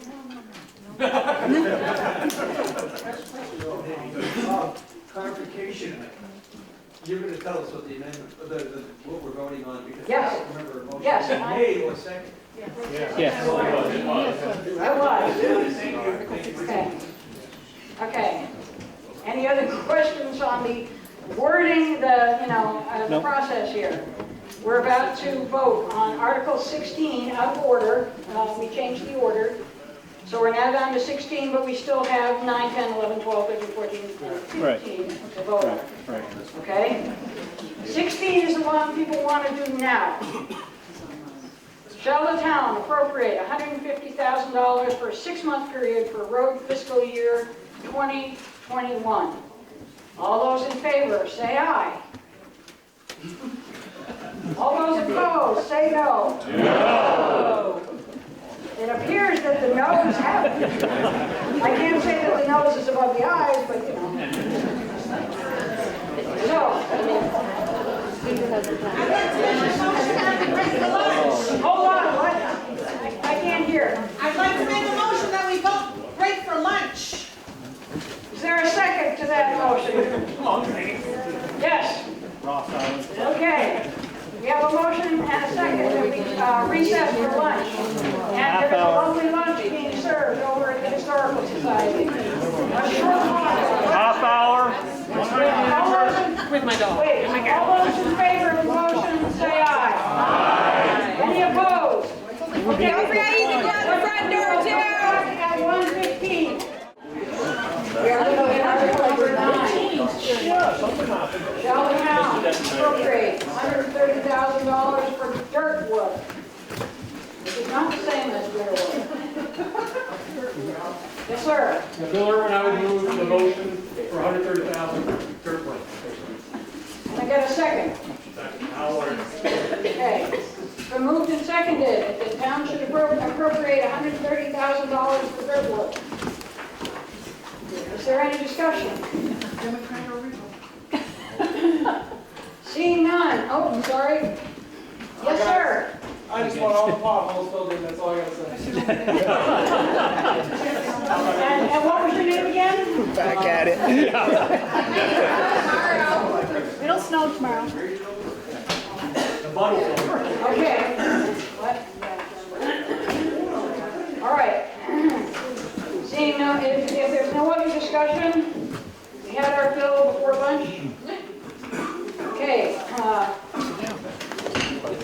Shall the town appropriate $130,000 $2,000 for dirt work. All those in favor, signify by saying aye. Aye. Any opposed? Hell, my phone. Okay, the article is passed. Article 10. Shall the town appropriate $10,000 for a paving/grant fund, matching funds for grants? What do you wish to do with this article? Yes, sir. So now we make that motion. Paving $10,000. I'm sorry, you would what? Make the motion Make the as. motion, okay. Can I have a second? I'll second it, Gerald. Thank you. It's been moved and seconded that the town should appropriate $10,000 for a paving/grant fund, matching funds for grants. Is there any discussion? In the back. What have you got lined up for roads to be paved? Could you give us your name, please? Over 8. And the question was? The question was, what have we got lined up for paving? I'm gonna apply for a grant this year for the north end of Boston Post Road. Okay. Yep. Thank you. Excuse me, guys. That conversation is supposed to be public, so. Okay, fine. No, I was just wondering which roads that they were looking at for paving. Okay. All right, any other discussion? Yes, sir. Wondering about the grants. Last year we were overloading the grant, nothing has been done. We talked to Josh over there. Fortunately, they dropped that. Excuse me. They dropped the grant writer. Okay. Nothing's been done about it. So I don't, why they have that word grant in there? Yes. Would you like to answer that question? The state always brings out. Would you please give your name? Gary Denton, Select Board. The state gives out Class 2 road grants and road grants. So most of the time, like, we can do them ourselves with the help of V-Trans. And that's why they're grants. Yeah. And they're 80-20, usually 80-20 max. So 80% state, 3%. Did everybody hear that? But that's two grants that we. Could you repeat that information louder, or did I ask for a mic? The state always comes out with a Class 2 road grant and bridge grants every year that the town can apply for. And it's, it's every, depending on your rating, you may get a grant, you may not within a couple of years. But keep on applying every year for a grant, and you might be able to get a grant. That's what it depends on how many grants you got over the years. I do a lot for Enosburg. It usually takes about every 5 or 6 years to get a grant. The more you go, the higher you get up. Right. What was that, Mr. Warrior? I said the longer you go without getting a grant, the higher up you are on the ladder. Okay. Any other? That was what I was gonna ask. Okay. Good. Any other discussion? Yes, ma'am. Alicia Panko, I was just wondering about Main Street. I know that's part of the state, but do we need to put in for any request to get that paid? Main Street is part of an ongoing project by V-Trans. It is due for total rehabilitation that includes sidewalks and all the drainage underneath. If you know where the North Station is, that will be the outlet. For instance, if you go as far down as Larry's Tree Farm. That project is, for your information, is due to start this coming year. By this fall, they will be working on the right-of-ways. I do not believe that they will be doing any actual road work or any digging, excavation this year, but they will, the right-of-ways, for instance, pushing back telephone poles, stuff like that. They're due to start the summer after and hit it hard then, unless they delay it again. Okay, thank you. Any other discussion? Seeing none. We are on Article 10. Shall the town appropriate $10,000 for a paving/grant fund, matching funds for grants? Does that mean it? All those in favor of appropriating $10,000 for a paving grant fund, matching funds for grants, please signify by saying aye. Aye. Excuse me. All those opposed, signify by saying no. Appears that the ayes have it, and so the article is passed. Article 11, shall the town appropriate $10,000 for a bridge repair fund? What do you wish to do with this article? Yes, sir. Patterson also moved. I'm sorry. I know who you are, but, Patterson Dome, okay. and I would move the article. Okay, is there a second? In the back? Colbert Gates, second. Been moved and seconded that the town should appropriate $10,000 for a bridge repair fund. Is there any discussion? Seeing none, we'll go to a vote. If you wish to support the idea that the town should appropriate $10,000 for a bridge repair fund, please signify by saying aye. Aye. If you're opposed, say no. The ayes have it, and the article is passed. Shall the town appropriate $225,000 to defray the general expenses of the town? What do you wish to do with this article? Yes, sir. Bill Irwin, I would make that motion. Okay. Second? Sorry? Thank you. Is there any discussion?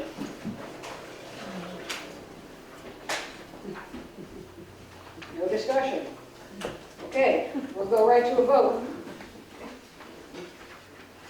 If you wish to support, the town should appropriate $225,000 to defray the general expenses of the town. Please signify by saying aye. Aye. If you are opposed, signify by saying no. The ayes have it, and the article is passed. Article 13. Shall the town appropriate $55,475 for the annual payment for the trucks? If you wish to do with this article. I'll make that motion. Bureau lawyer. Thank you. Second? Second, Jeremy. Okay, it's been moved and seconded that the town should appropriate $55,475 for the annual payment for the trucks. Is there any discussion? Back in the back corner? Carrie Fleeger, just wondering why there's an increase from the 29,000 up to the 55,000. Yes, ma'am. Abby Miller. That includes 2 truck payments where before we only had one and we would take the other one. If we had money left over, we do retain earnings. We haven't had any money left over to offset the second payment, so now we're asking for both truck payments up front. Thank you. Any other questions or discussion? Yes, sir. I understand you want to make 2 payments, and given the general hostility there is to the increase in the budget and increase in the tax rate, why did you choose to make the 2 payments this year as opposed to other years or in the future? Just, go ahead. We have 2 trucks that we're making payments on, not one. Okay, It's that's just good. a different pot of money where we're paying it out every Please month. wait to be recognized. Sorry, it's turning a lamp over here. He sets a bad example. It's just because usually if we had money left over in the road budget, we would do retained earnings for the equipment for the year. We haven't had that, so we need to pay both truck payments that are due. It's on 2 separate trucks, on Dan and Mark's truck that we have payments on. Oops, I'm so sorry. I do apologize.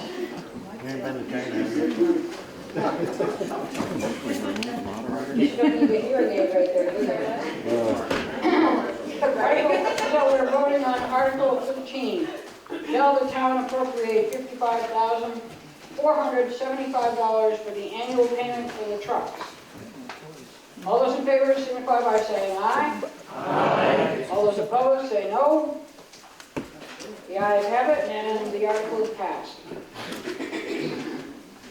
Article 14. Shall the town appropriate $15,000 to the equipment fund? What do you wish to do with this article? Yes, sir. Bill Irwin, so moved. Second? Mark Doremus, second. Thank you. Is there any discussion regarding this article? Seeing none, we'll go to a vote. Shall the town appropriate $15,000 to the equipment fund? If you would support that amount and that article, please signify by saying aye. Aye. If you are opposed, signify by saying no. Okay, the ayes have it, and the article is passed. Watch out, I'm going to cough again. Article 15. Shall the town appropriate $30,000 for equipment repairs? What do you wish to do with this article? Yes, sir. I'm a lawyer, so moved. Can I have a second? You're a lawyer, I'll second that. Give me that in your hands. It's been moved and seconded that the town should appropriate $30,000 for equipment repairs. Is there any discussion? Yes, sir. Yes, Ray Salome. I'd like some clarification from the select board. If I'm reading the annual report correctly, last year we appropriated $30,000, half of which got transferred into the equipment fund. And that being the case, I'd be inclined to reduce that to $20,000 for a little extra buffer, unless there's some good reason not to. Abby? Excuse me? Yes, sir. Lance Lloyd. We spent that much on equipment repairs on one truck last year.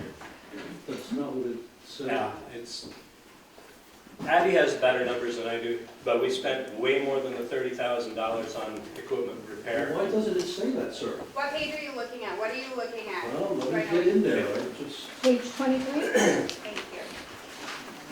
Just as a side note, she's looking, that $55,000 for equipment.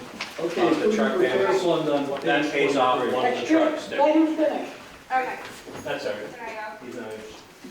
Yes, he is interested. So overall, last year, we spent $48,000 on equipment repairs. Like Lance said, at least $20,000 of that was on one truck alone. So the $30,000 is what we had on hand. At the end of the year, we had $2,700. Because we didn't have all of the funds available to pay for all the repairs out of the equipment repair fund, we had to take it out of the winter and dirt work to pay for the remaining repairs. So what you're seeing there is what was specifically taken out of the equipment repair checking account. But if you also look at the road expenses, there should be, for truck 1, truck 2, and truck 3, that is also all repairs on the equipment. So it's between two different checking accounts, two different pots of money. So you're correct, we had $30,000 in the equipment repair fund that we spent, plus we spent more money out of the winter and dirt work to pay for the remaining repairs. Okay, but this is saying that you transferred $15,000 of that to the new equipment fund. Okay, so what happens, like I was saying, the retained earnings, if there's money left over in the road account, we do retained earning, which means we basically pay ourselves for the equipment that was used throughout the year. So this is how it's always been done in the past, is my understanding, at the discretion of what the select board wants to do.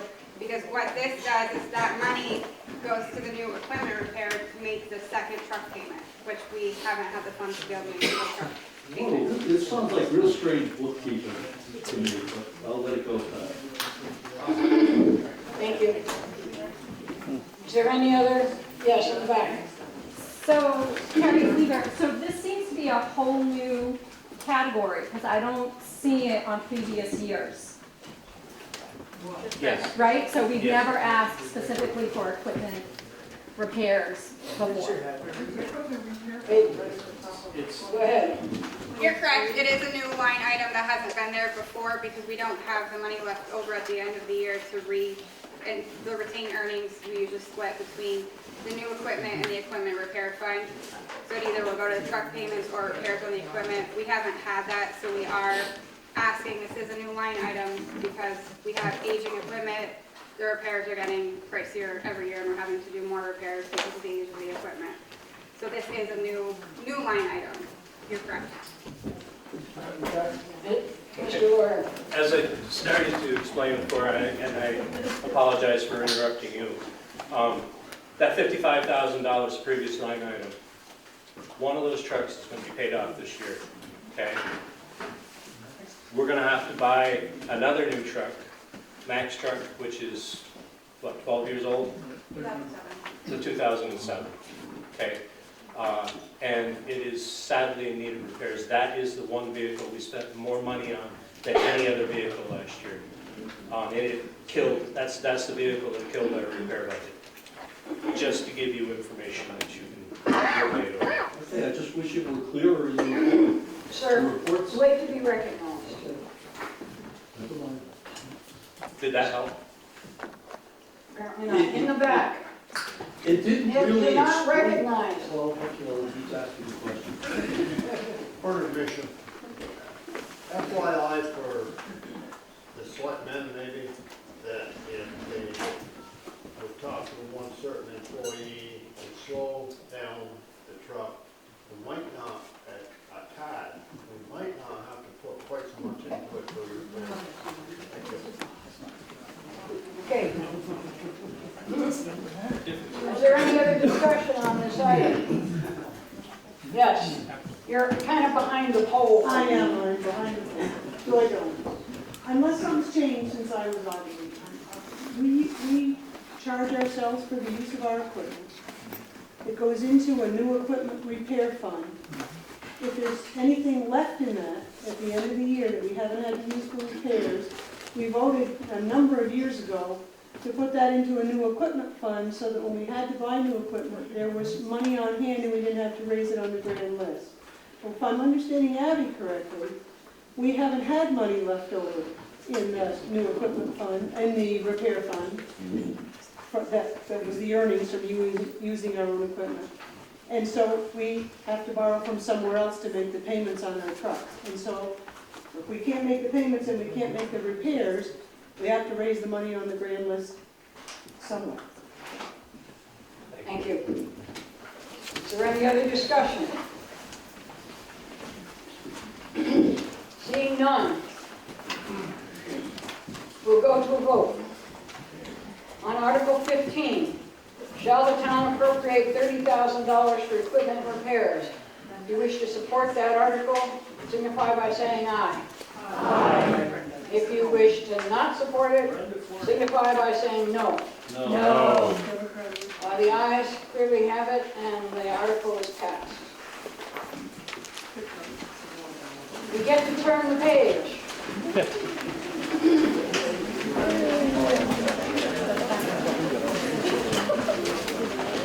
Article 17.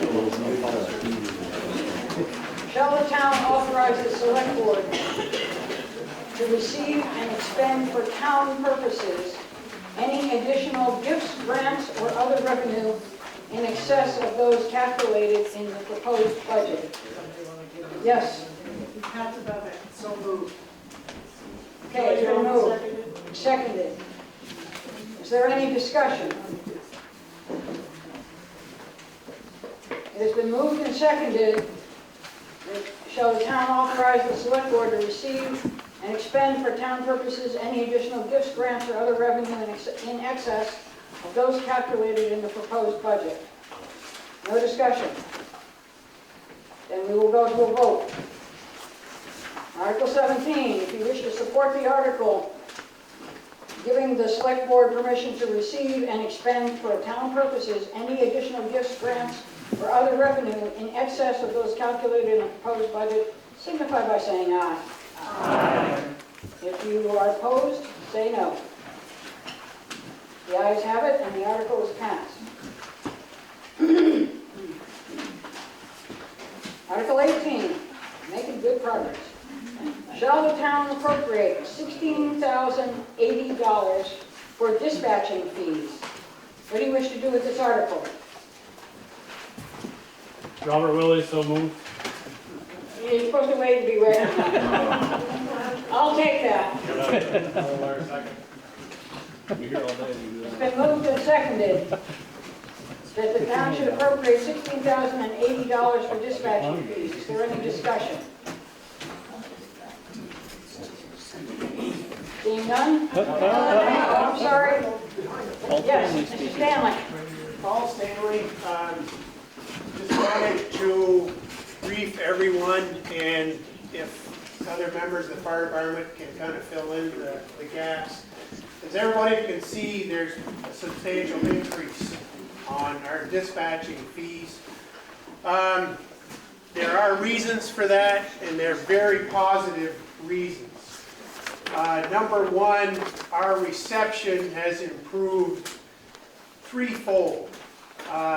It just makes it so much easier for us to have members responding, number one, because they got the page, and number two, once we're going to and on scene, we can communicate with dispatch and responding mutual aid agencies that are coming in. That and all these improvements cost money, but we're getting something for that increase.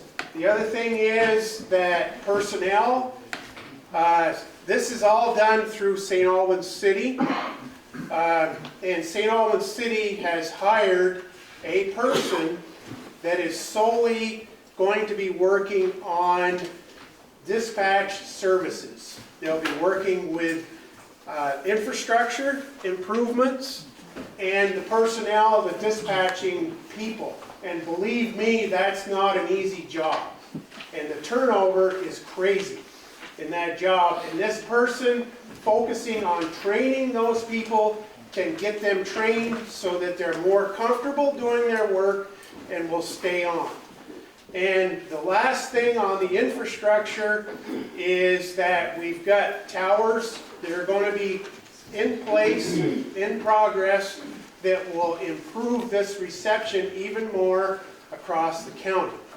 And the other thing that's going with this is the city has changed their fee structure, I think would be the way to call it. They were doing a 60-40 split with the city and that population, and then the other 40 was with the outlying people that they do work with. Now it's across the board, per capita. So those are all reasons for the increase, but just want to support this, and they're very legitimate, and that money is being put to good use. Thank you. Is there any further discussion of Article 18, shall the town appropriate $16,080 for dispatching fees? Just trying to look behind the polls. Okay, then let's go to a vote. Seeing no further discussion, shall the town appropriate $16,080 for dispatching fees? If you wish to support this article, signify by saying aye. Aye. If you're opposed, say no. The ayes have it, and the article is passed. Article 20. Oh, I'm sorry, you're right. Thank you. I can use all the help I can get. Article 19, shall the town authorize the trustees of H.F. Brigham Library to use $1,068.63 of surplus funds from the 2019 budget year for the Library Improvement Fund. What do you wish to do with this article? Yes, ma'am. Susanski, so moved. Okay, it's been moved. Is there a second? Brad, second. You're looking at me. Okay. Sharon Evans seconds. I'll get you the next time. It's been moved and seconded that the town should authorize the trustees of H.F. Brigham Library to use $1,068.63 of surplus funds from the 2019 budget year for the Library Improvement Fund. Is there any discussion? Seeing none. Time to poll. Then let's go to a vote. Shall the town authorize the trustees of H.F. Brigham Library to use $1,068.63 of surplus funds from the 2019 budget year for the Library Improvement Fund? If you support the article, signify by saying aye. Aye. If you're opposed, signify by saying no. No. The ayes clearly have it, and the article is passed. Now Article 20. Shall the town appropriate $35,000 for the H.F. Brigham Library for 2021? What do you wish to do with this article? Yes, sir, in the back. I'm sorry, yes, ma'am, in the back. Carrie Fleeger, so moved. Is there a second? Dave Pratt, second. Dave Pratt, second. Is it LA? Okay, it's been moved and seconded. Is there any discussion? No. Yes, sir. Can someone tell me how many hours the library is open during the week, and, you know, is it appropriate to be open as long as it is? Someone from the library? Yes, ma'am. Cheryl Bureau, Library Director. So the library is open 26 hours a week. We are open 6 days a week for the convenience of all the people in the town. And we have people come in all the time. We also are seeing more school children than we've ever seen before because the school no longer has a full-size library. So now we have school children who not only come in with their classes, because this year we issued a library card to each classroom so that the teacher can bring their children to the library so that the children can choose books to read in their classes because they don't have a library. So we are there and we have computer access, we have 24/7 internet. I think that it's appropriate. And we are level funded from last year. Is there any other discussion? Yes, ma'am. Carrie Fleeger, I just want to say that the library, in my opinion, does an outstanding job of providing a variety of opportunities for both children and adults in the community. Whether if you don't want to sign out books, come sign out snowshoes. We have snowshoes that can be taken out, and that the library offers one of very few things for our kids to do in town. And so there have been times where my kids have gone over to the library after school because the LEAPS program hasn't started yet. And I really appreciate how the library welcomes everybody in at any time. Thank you. Yes, ma'am. I've been trying to decide, thank you, academics. I just wanted to say, I do things for the library. I clean it, and I sometimes help cover for the librarians. But I really appreciate that this town has always supported the library for as long as I've been around. But along with your money, I need you to come to the library. We need you to not just send your children, we need you to come to the library and check us out. It's a wonderful place. It's got great books. Cheryl is very receptive to our needs here in the community as far as books that we want to read. And interlibrary loan is fantastic, and you should check it out. Don't stay away. Come to the library.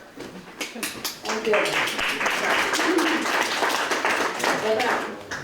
Winnie Cobb, I just want to say, because there aren't any kids here, but I can tell you that the library, the internet, if you don't know, is accessible outside of the library. So many children who are out and about, whether late, going to Christmas tree lightings or whatever, or they're after school and if the library is closed or whatever, they have access to the internet so they can text their moms and dads or whoever else they need to.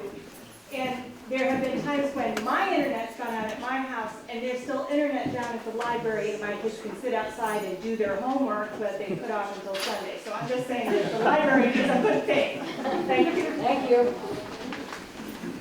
Yes, sir. Dick Brett, I've had recent opportunities to come in and speak to the staff at the library. Anytime I've gone in there, they've addressed anything I've asked. It's well managed, and in the library, it's wonderful. And what she spoke to, our school not having a library, I grew up with a library. I think the kids in Bakersfield need a library, and we have it. Thank you. Is there any further discussion? Seeing none, we'll now go to a vote on Article 20, am I right? 20? Yes. Shall the town appropriate $35,000 for the H.F. Brigham Library for 2021? All those in favor signify by saying aye. Aye. And all those opposed, please signify by saying no. The ayes obviously have it, and the article is passed. Article 21. Shall the town of Bakersfield grant authority to the trustees of the H.F. Brigham Library Public Free Library to spend monies raised by grants or contribution? What do you wish to do with this article? Yes, sir. So moved. Mark Doremus. Thank you. Yes, ma'am. Abby Miller, second. It's been moved and seconded that the town of Bakersfield, it's getting late and I'm getting tired. Shall the town of Bakersfield grant authority to the trustees of the H.F. Brigham Public Free Library to spend monies raised by grants or contributions? Is there any discussion? Seeing none, we'll go right to a vote. Shall the town of Bakersfield grant authority to the trustees of the H.F. Brigham Public Free Library to spend monies raised by grants or contributions? All those in favor signify by saying aye. Aye. All those opposed say no. The ayes have it, and the article is passed. Article 22. And there goes one of the librarians now. Article 22. Shall the town appropriate $15,000 for the Maple Grove Cemetery? What do you wish to do with this article? Yes, ma'am. Brenda Wescom, so moved. Yes, sir. Over 8, seconded. Okay, it's been moved and seconded. Article 22, that the town should appropriate $15,000 for the Maple Grove Cemetery. Is there any discussion? Yes, sir. Behind. Go ahead, thanks. Just a question as to why the increase from 10 to 15 from year to year. That could be addressed. That was also my question. I'm sorry? That was the same question. Okay, got it. It's also $5,000 more from last year. Yep, okay. Is there someone from the Cemetery Commission here? Ron Marcotte. Yes. The $15,000 doesn't say complete sentence here, it's for maintenance and restoration. Right. For the last several years, we have been doing some restoration. Is everyone hearing Mr. Marcotte? Okay. The last several years, we have been doing some pretty good work with restoration. We've done over 40 stones that were knocked over, some broken, and we've done some of the ugly stuff first. There's still a few large stones that have to be worked on. We need an excavator to do that kind of work. And we're very, very fortunate we have some pretty good volunteers in town that have been around to help out. Can't always count on a free excavator, so there has to be money put aside for that. We have the maintenance is regular mowing and weed whacking. We have to have a certain amount of money put aside every year for the following year. And that accounts for some of the budget. That's the maintenance part. We are looking into repairing, restoring the fence. And last year we were wrestling with some estimates, and I think we mentioned it last year. The estimates for repairing that entire fence came in at $50,000 to $100,000, and we said, thank you. The check is not in the mail. And now we're a little more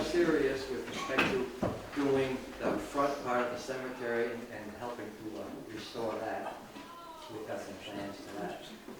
So that's part of the maintenance.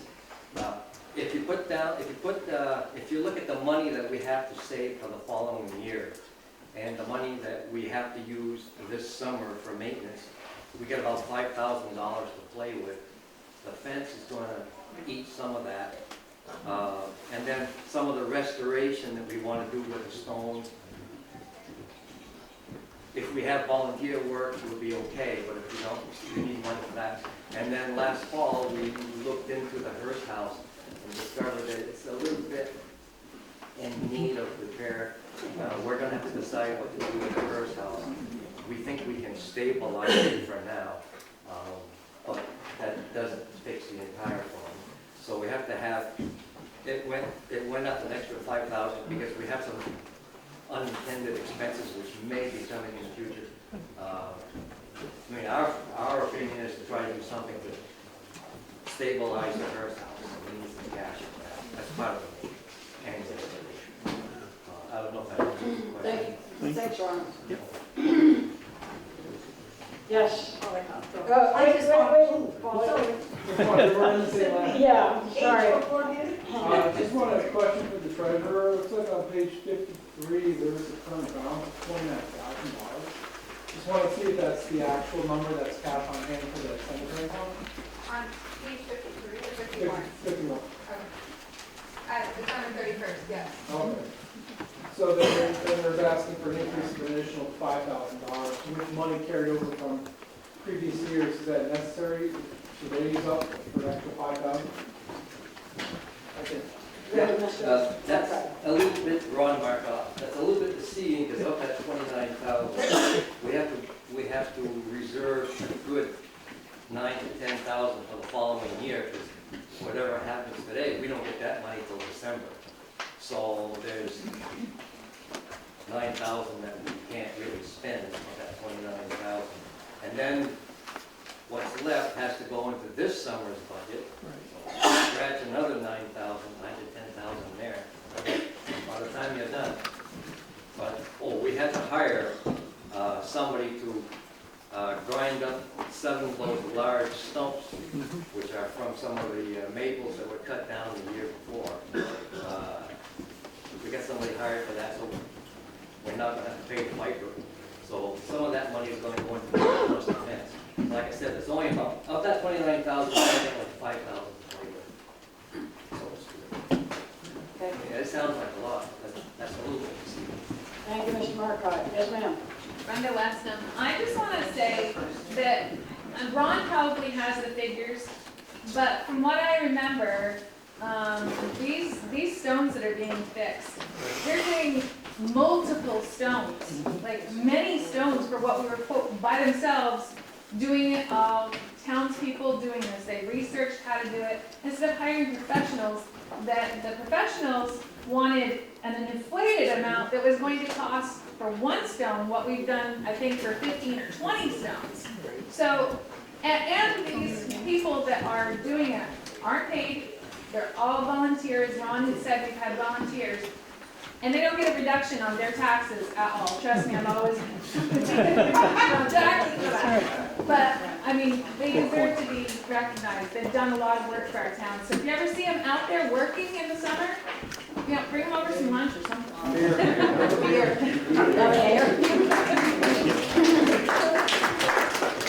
Is there any further discussion on Article 22? I'm sorry, Polly, go ahead. I just think we ought to thank Mr. Markoff. He has done a lot in the cemetery. It's so much better than it was.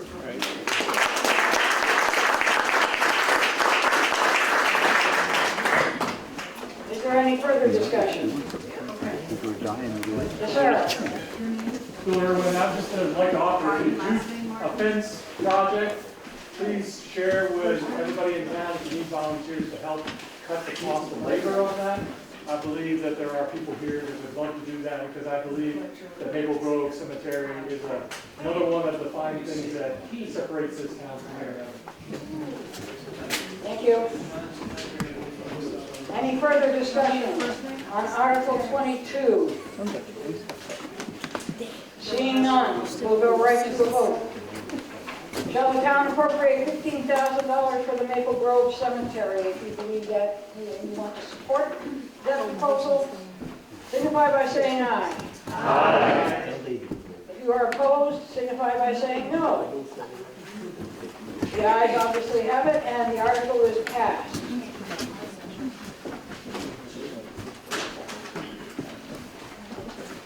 I'm not the only one that's tired. My pencils just ran out of ink. Article 23. Shall the town appropriate $3,500 for the purchase of fireworks for the Independence Day celebration 2020? Yes, ma'am. Captain Bevick, so moved. Yay. Mark Dorina, second. Been moved and seconded that the town should appropriate $3,500 for the purchase of fireworks for the Independence Day celebration in 2020. Is there any discussion? Yes, sir. Over again, why can't we go back to getting donations? Because we're in such a budget crunch. I mean, this $3,500 it isn't much, but it's going to cut something. Any other discussion? Mr. Stanley? Paul Stanley, to address that, there's been 2 or 3 years that we have passed the boot during the fireworks. Number one, there's been a safety concern. We're doing it at dusk, and you're tramping around with money, that kind of thing. So that's been one concern. The other one is between what we've tried to raise for Dan's air show and the fireworks, we are not even going to come close to the $3,500.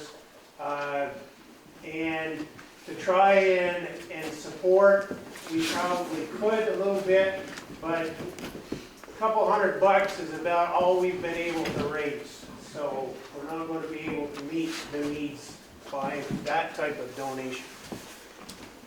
Okay. Is there any further discussion?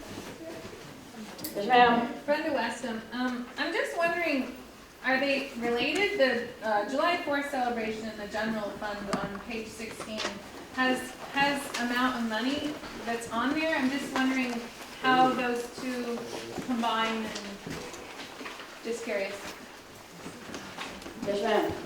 The July 4th is what we voted in the 3,500, that's the fireworks, and that's also for the public service announcement and also the portalette. So are you saying the 3,500 is in addition to the 3,813 that the town spends? No, that's 3,500 is that 3,800. Includes it. Correct. So, yes, again. Sharon Lawyer. I just want to say, a person that's been involved with the Independence Day, we have a man that volunteers to drive into New Hampshire to get fireworks at a discount, and does this because he wants to offer something to the community. We do give him the money so that he can do that. He does not put in for his time or his mileage. I think really this question is, does the community want this? And I would say the vote today signifies that, because, you know, it really is a decision for this group to make. Yes, ma'am. I should ask, is there anyone else who hasn't spoken on this article yet and would like to speak? Okay, go ahead. So it's still pertaining to the same things, just because I'm not 100% clear. Didn't you already ask for that money though in the general expenses then, if it's in the total of the 227 in there, or no? Yes. Follow me, I want to make sure. It should have been broken out like all of our other accounts have been. This is just how it got set up this year with our auditors in the book. So it is not a part of the 225 general expense. It should have been broken out like how the cemetery was just broken up. So it's a kind of a formatting representing an issue for next year that can be rectified with the auditors. Okay, because the money doesn't make the difference on the general expense act, what was asked for. If you reduced it by the amount that the July 4th, it's not the same, that's all. Okay. Any further discussion on this item? We're talking about Article 23. Shall the town appropriate $3,500 for the purchase of fireworks for the Independence Day celebration 2020? Seeing no further discussion, we'll go to a vote. If you wish to support the article, shall the town appropriate $3,500 for, $3,500 for the purchase of fireworks for the Independence Day celebration 2020? Signify by saying aye. Aye. If you are opposed to the notion, signify by saying no. No. The ayes appear to have it. I believe the ayes do have it, and the article is passed. Article 24. We're getting there. Shall the town appropriate $500 for the public announcement system for the Independence Day celebration and town meeting, and for town meeting day, which is what we're doing right now? What do you wish to do with this article? Joy Jones, so moved. Thank you. Is there a second? Sarah Jo Marcotte, second. It's been moved and seconded that the town should appropriate $500 for the public announcement system for the Independence Day celebration and town meeting day. Is there any discussion? Yes, ma'am. Yes, Ms.Onsky, do we rent this, or how does it work? I don't know. The provider can answer that question for you with my permission. Hi, Brian Steele. So David Stetson, Cathcart Entertainment, is providing the speakers, the microphones, cables. The only thing I'm providing as a community member at no charge is the mixing devices to allow me to maneuver around the room. That's for today. And then during the 4th of July celebration, they actually bring out an entire PA to much larger speakers, a sub speaker. I can get into technical minutiae what they provide, but it's a lot of stuff. The total value of all that equipment is tens of thousands of dollars. Getting it for $500, just getting David Stetson to be out there and do all that announcement work and have all that equipment there, that's, I mean, even if he didn't charge anything for the equipment, that would be a day's worth of his time. He gets up early in the morning, gets it all here, sets it all up, breaks it all down, and brings at least one other person with him. So it's natural real value. As a professional audio engineer, I would not do this. I would not, my company would not charge $500 for this. It would be $500 just for today. Not to mention, that's another $1,100, $1,200 for that. So it's a real value. Thank you. Yep. Yes, sir. Paul Stanley. Would like to thank Brian for donating.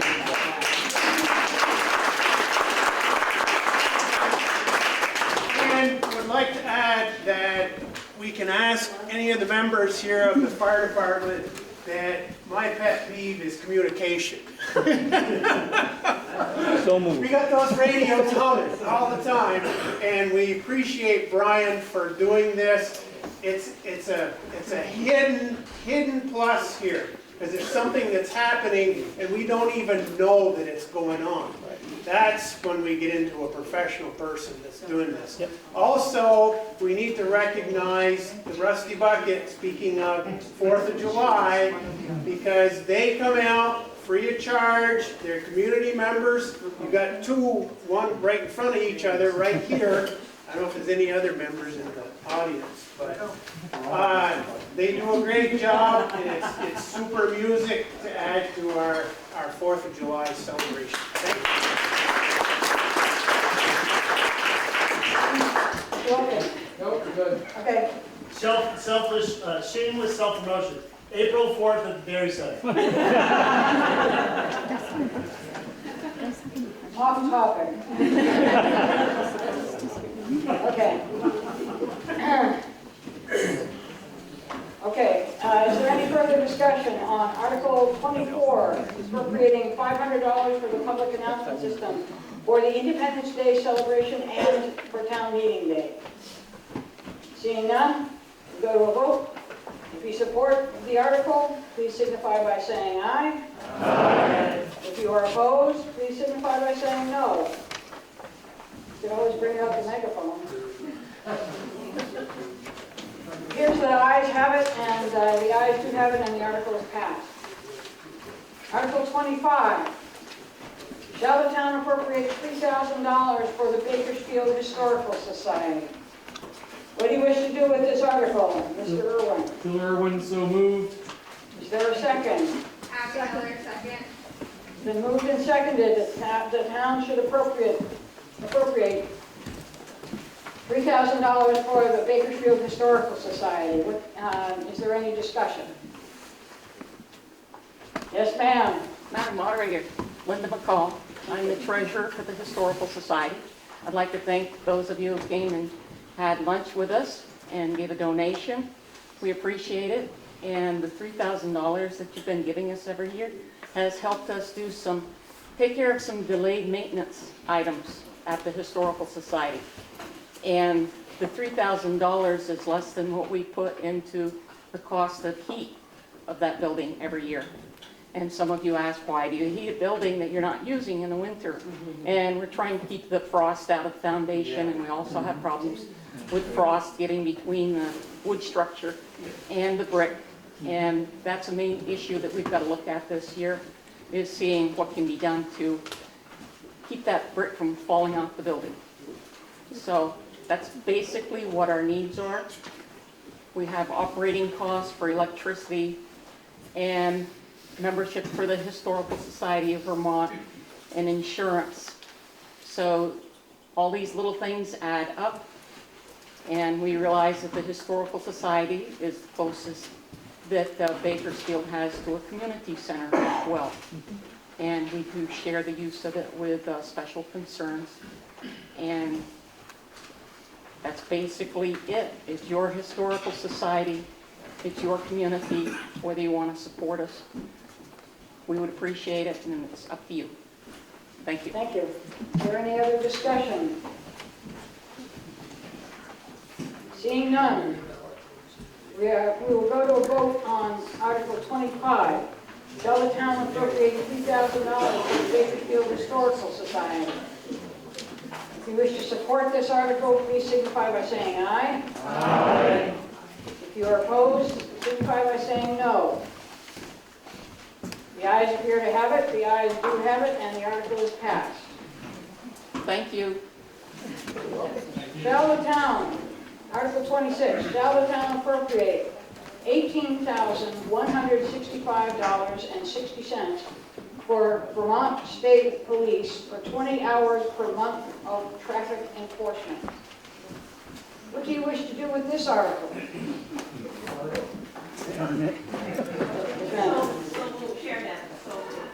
Is there a second? It's been moved and seconded that the town should appropriate $18,165.60 for Vermont State Police for 20 hours per month of traffic enforcement. Is there a discussion? Yes, sir. Ray Salome. I wonder if the select board could address what's behind this. It seems kind of, I drive up and down 108, which is most of what the state would patrol, and don't really see much need for it. So. Would you care to respond to that, Mr. Lawyer? Mr. Salome, this is a direct response to requests from the people of Bakersfield for further enforcement. We have none at the time. We're constantly requested to come up with ordinances over the speed limits for not only our back roads, but the town select board was requested to have the speed limit on 108 changed, as well as Route 36. The Route 36 was denied by the state. The 108, as you notice, town signs are down to 30 miles an hour instead of the old 35. The request was also that the speed limits be reduced on our Class 3 roads and our Class 2 paved roads, such as Boston Post and part of the East Bakersfield. This was not a request for burglaries or other crimes. It was a direct request for vehicle enforcement. We had I believe 10 years ago, had requested an estimate from the county sheriff's department. A current request, I believe, was $38,000. $38,000 for approximately the same enforcement period.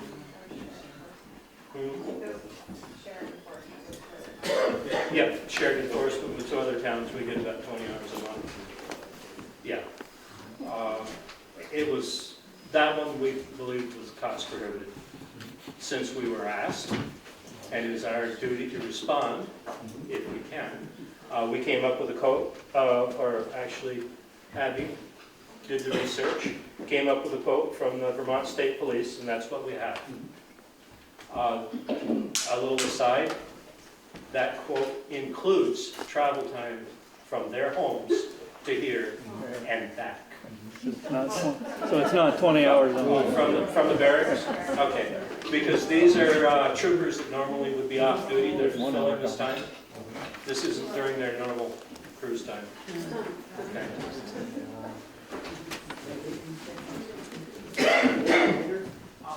Aren't we state police? Aren't we all state? I know on my paycheck. I pay a shitload of the state. Well, Why do we gotta pay double dividend? we were also part of, someone else could answer that. As it is the state police, yes, part of your taxes do it, so that's with the call responses, if your house gets broken into, for them to call. If you're looking for, I understand. This is what I was told. Was speaking with their sergeant.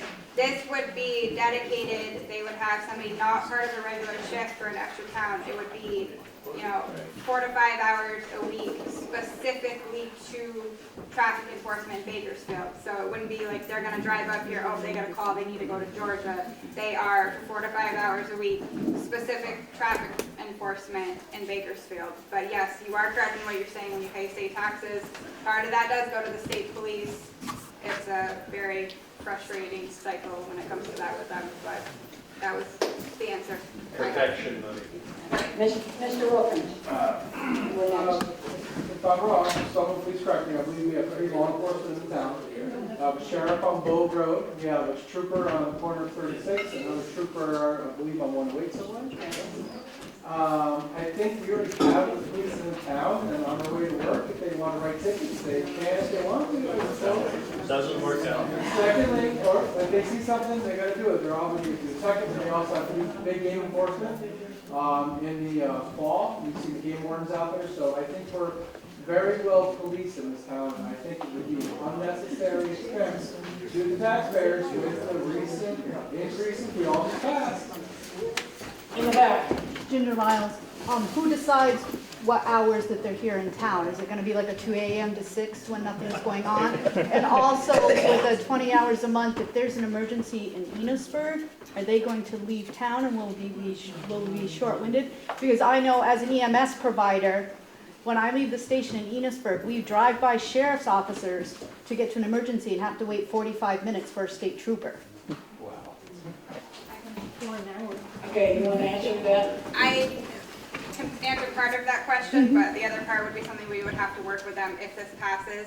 If they are in Bakersfield and they get a call, like I call them, hey, my house just got broken into while they're doing this traffic enforcement, they are mandated to respond to that because they are here. Right, but what happens to the hour obligation? That would be something we would have to, honestly, I didn't bring that up in discussion with them. I didn't really think of that at that point in time, but that is something that would have to be brought up in discussion. Are we going to be able to make up whatever time they left from doing the traffic to respond to the call, which they should respond to anyway, but there's still little details that we can work out with them. Over here? I'm wondering if the select board has considered for traffic control, putting in speed bumps.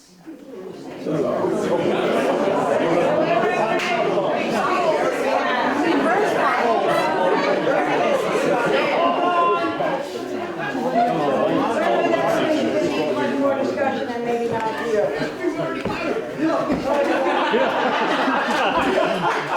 There's a whole lot. Go ahead. The Vermont State Police Department did say they would come up if we got this contract. They would have quarterly or monthly meetings to discuss what's working, what's not working, what we want them to do differently. So it's not their discretion. We have a say in what they do.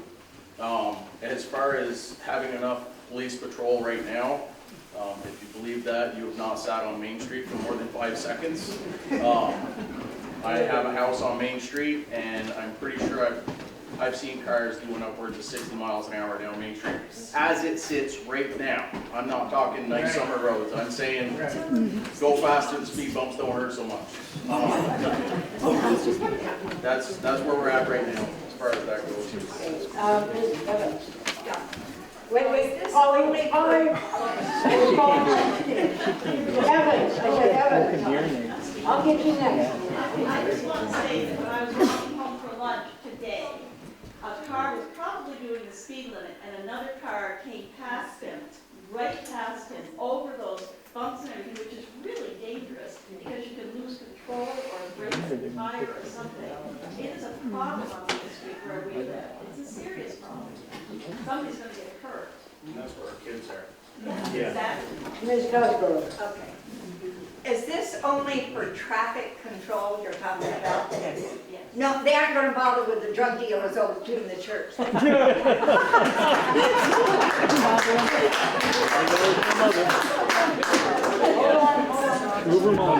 Is there a brief answer to that? If it's reported as suspicious activity, they would be entitled to look into it, yes. Okay. Yeah, if it's reported. Over here. $18,000 rate. When they do their patrol, their 20 hours per month, are they getting paid their straight fee, or are they getting overtime amounts to do that patrol? Yes. This would be this is their overtime rate, and it would be an overtime shift for them. What they do is their sergeants will send out an email to who they have available to sign up for these additional shifts that they have. They'll fill the shifts. It will be an overtime shift for the troopers. Mr. Steele?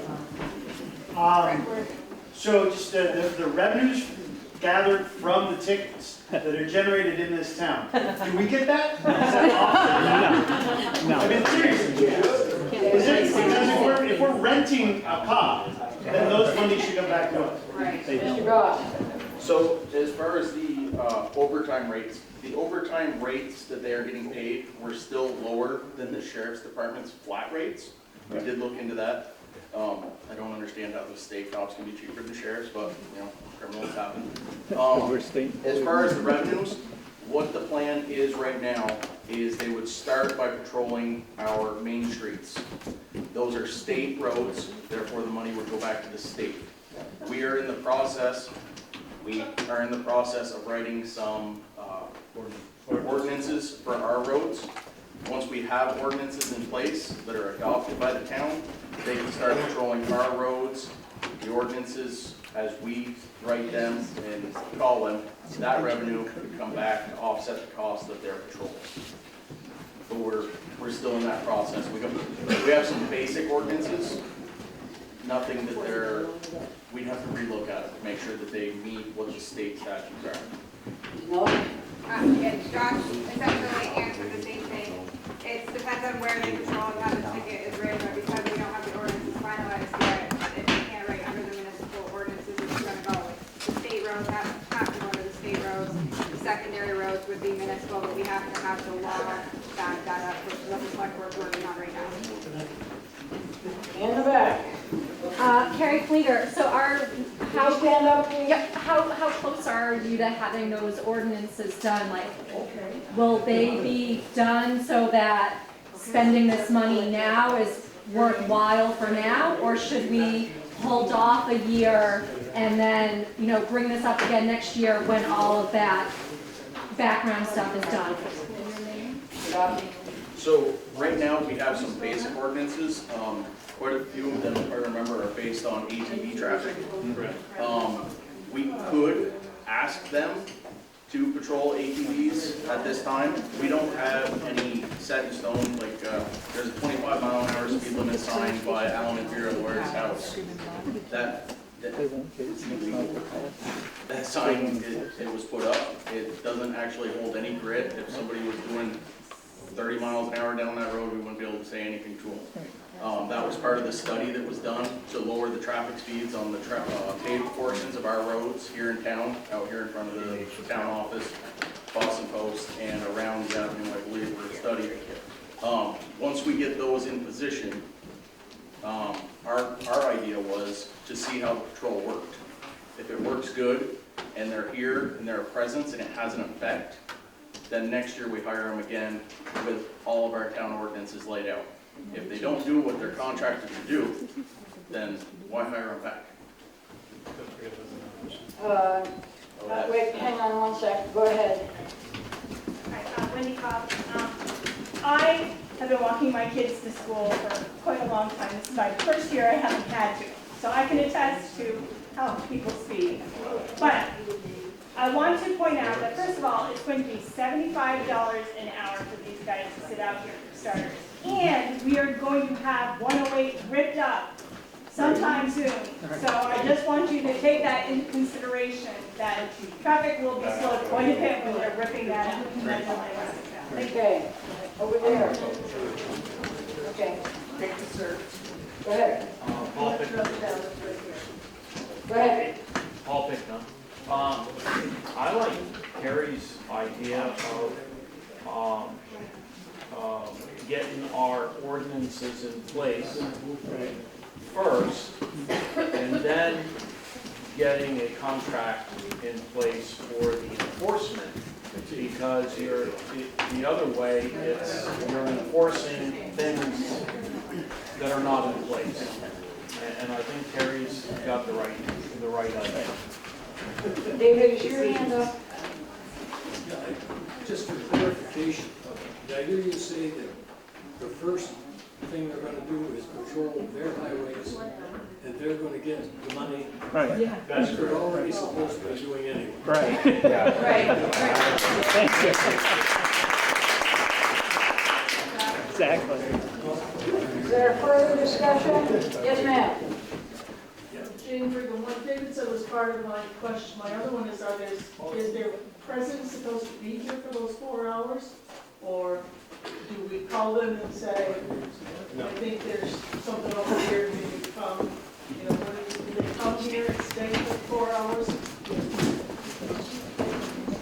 Did you have a Yes, response? Lance Lawyer, the response to Ms. Brigham's question is they would be here. And here alone, unless an absolute emergency appeared somewhere else, and then they could, dictated by law, respond to that. Okay. Is there someone over here? Yeah, go ahead. Rosalie Williams. My question to the select board is, on the ordinances, you guys are in charge of that, or are we going to have a warning and have some discussions, some meetings, and informational meetings before the ordinance can even happen? Mr. Goss? We have some ordinances already in place, and what we've done is looked at other towns in the area to see what their ordinances are and how they're being enforced. So we wouldn't be reinventing the wheel, we'd be taking from local towns that have the same stuff. I think it could be a fairly quick process, really. I think I know the answer, but I want to be clarified. We have a contract with them if we vote this, and we have to have them for a year, and if it's not working, we can't get out of that contract halfway through. It would be just a partial. Mr. Lawyer, if you could amplify your answer so all of us can hear it. It would be just for a part of a year at this point. We wouldn't pay the full $29,000. $29,000 is. I'm sorry. I misspoke. $18,000. The $18,000 is a quote for the year. Okay. Obviously, we're in our third month into the year already, so it wouldn't be that. Okay. In the back corner. Gary Smith, how would you determine if it was working or not? You know, how do you know that all of a sudden speed limits are being observed or not? Okay, Mr. Goss. With the meetings we would have with the police department, they would give us reports as to arrests or tickets, whatever it was that they did. and we would see how many incidents were being reported in our town. But if they're supposed to be patrolling the roads anyways, how would you know if there's an increase or decrease, or how would that be determined other than their word for it? I haven't seen anybody pulled over in Bakersfield in a couple months, so if I see a car pulled over in Bakersfield, I'd say it's an increase. That's not a real determination. Hold on the back and forth, please. Go ahead, sir. Bob Goodrow, as a former constable, I'd like to know why you're not just allowing a new constable to go to the police department, to the police academy, and become certified. You'll be right here. Rosie can tell you that we can crib here. This is what we need. Somebody from here that's already here, who's already being paid. He's on payroll, although it's when he does his job. Why are you spending $19,000 a year for something part-time? Mr. Lawyer, would you care to respond to that? In the past, we did request of the townspeople that we would be funded to send someone to Vermont State Police Academy. It was turned down. We have not asked the question again. Can we ask the question again? I mean, you know, now that you're going to be $19,000 a year. Can we stop the back and forth? It's basically a rhetorical question. You should bring it up with the select board because it's not relevant to what's going on right now with the article in the warrant. Madam Moderator? Yes. At the end, we have a section. Other business? Other business. Could Yes. we ask for a straw poll then? We certainly could. Is there a question? Hang on. Yes, ma'am. Would you say your name?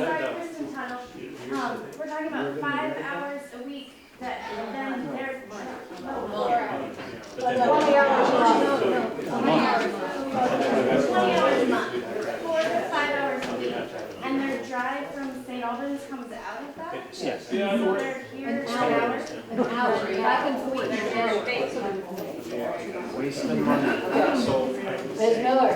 It would be 20 hours a month, about 5 hours a week, travel time 20 minutes from the barracks, 15, 20 minutes from the barracks here, 15, 20 Oh, minutes. they didn't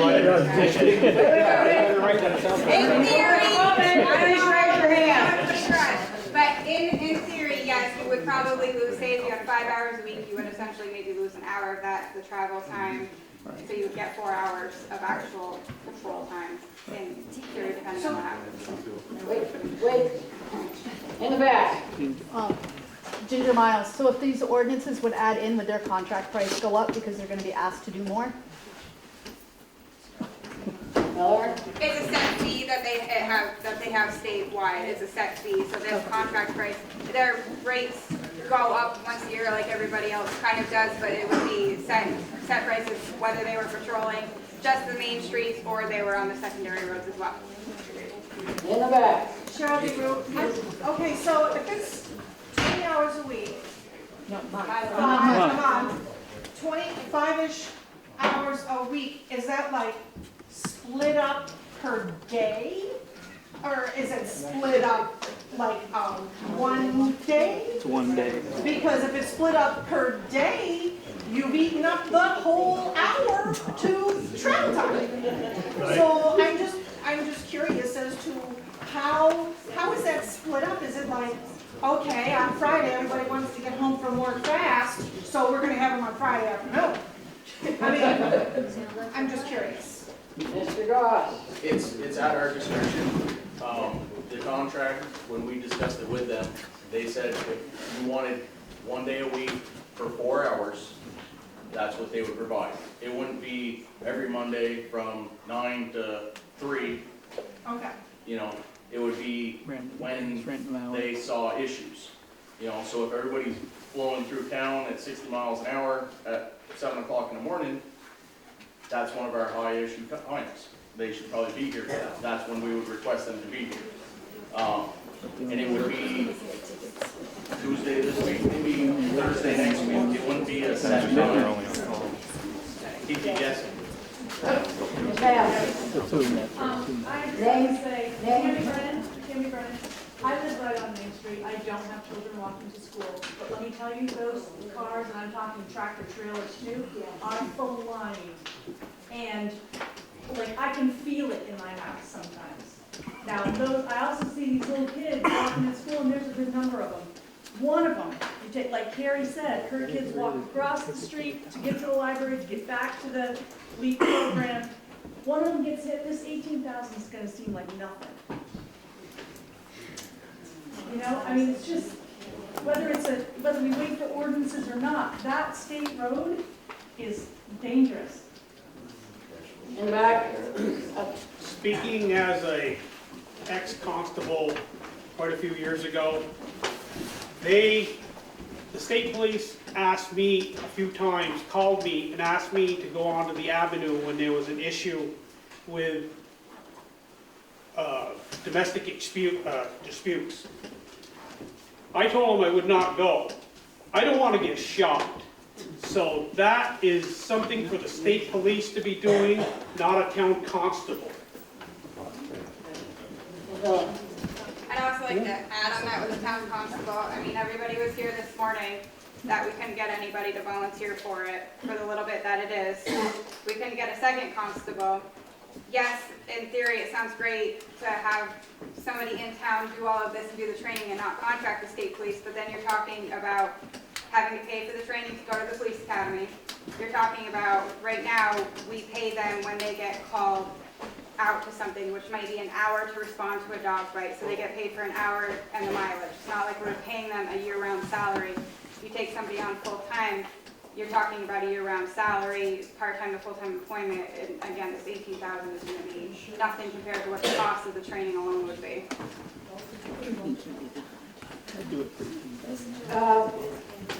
Okay, yeah, I've got, go ahead, Lawyer. Quickly to add on to that, you also elect that person each year. You spend the money to train them, they may not be in the position next year. You're welcome. Jeremy Wilson again. So, it seems pretty logical. We're gonna redo water weights, why don't they just put in like, speed tables or speed bumps? We have them there now, we don't want them, but this could be better off rather than having the cops there one day a week. We have these things in place all the time. We don't have to pay them, and, maybe the pay and the plowing might be a little different, but at least it'll be there for around the school, the library, maybe throw $1 down to 36. If it's something you pay one time, you don't. Mr. Giles, did you have a response? Select board? Yeah, it literally took an act of Congress to get the speed limit dropped 5 miles an hour. They didn't want to do that. They did that to suffice the request of the town and a couple people who went to meetings arguing this point. A speed table is not an option. They, like I said, they wouldn't give us a school zone at 25. No. So a speed table, and you might as well ask them for Jetson's cars. And it's not going to happen. No, we do not own the road. Okay, no more. Hold the back and forth. We'll get through this a little quicker if you do. Go ahead, Mr. Gates. Hobart Gates, speaking as a state employee, okay, you cannot obstruct a state road with anything that to slow traffic down, speed bumps, signs, without getting a permit or permission. Thank you. I saw someone over here. Okay, I've got 3 people in line here. Go ahead, Mr. Jones. I'd like to call a question. I was just going to say. Yeah. Can you get 6 other people to stand up with you? Okay, I think we got enough. The question has been called, which closes debate. That's one. We're going to watch that. We will go now to a vote. Knowing that we might have lost a comment or two that would really change a lot of minds. Article 26. Shall the town appropriate $18,165.60 for Vermont State Police for 20 hours per month of traffic enforcement. All those in favor of the article signify by saying yes. Aye. Aye. All those opposed signify by saying no. It sounds to me like the noes have it, and not just because they're louder. And I believe the noes have it, and the article is voted down.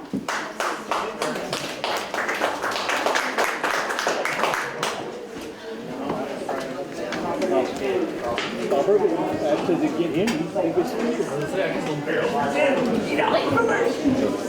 Gonna say 2 o'clock in the morning, 2 to 6 here, and if nothing happens, you don't live in the Oregon house. That's when the certain person that I know, who I haven't caught yet, comes out with a pickup truck and does his donuts. Yeah.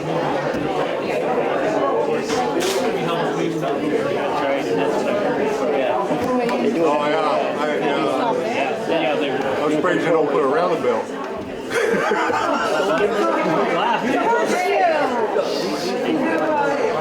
Yeah, I know it. I need my living room. No, I would just, if I could just comment on what we just talked about for just a second. If the select board should go to the state and probably request to maybe put in a 4-way stop, right. That's going to slow your traffic down. Very true. And you still have to have a cop there. Select board, you can take that under advisement. And if you're still here when we get to the last other business, bring it up again. Okay? All right, we're going on to Article 27. Okay, Article 27 is kind of like Article 4. It's a bunch of stuff. And we need to deal with each one individually. Madam Moderator? Yes, ma'am. I would like to propose that we suspend Robert's Rules of Order and vote these as a block. I understand that it takes 2/3 majority of the House to decide to vote these as a block, but there's very little change from every other year that we do it. Almost nothing has changed. We do it every year. We do them one at a time. Again, I propose that we suspend Robert's Rules of Order and vote this as a block. Okay, is there a second for this motion? April Walker, second. Okay, it's been moved and seconded. Takes a 2/3 vote to suspend the rules. Stand up. Stand up. Yeah, so that either means standing up and getting people to count, or doing a paper ballot. Stand up. Stand up. Okay, are the counters ready? All right. All those in favor of suspending Robert's Rules of Order and dealing with the Article 27 items as a block, stand up.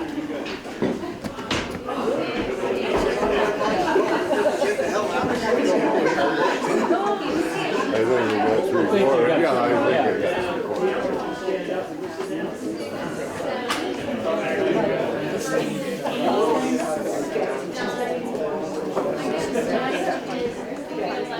Where's Brian? All right, so let's do this. Folks can sit down. Okay, folks who object, please stand up. Here, counting. Yes, I think there's 2/3 in favor of dealing with this as a block. All right, so I still need, so the motion to suspend the rules and deal with Article 27 sub-items all together as a block has been passed. Now, someone needs to make a motion. Make a motion to defer the vote. No. Hey, I want to do it one at a time, but hey, I want to defer the vote. Can't do it. We already got a motion. You gotta handle one motion at a time.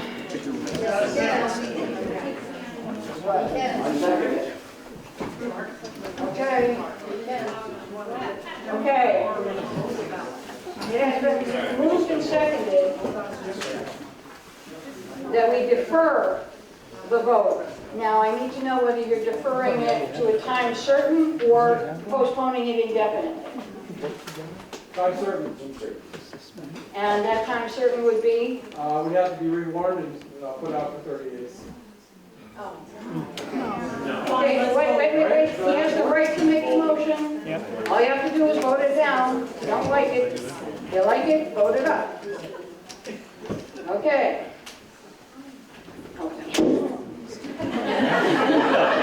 Sorry, I said that out loud.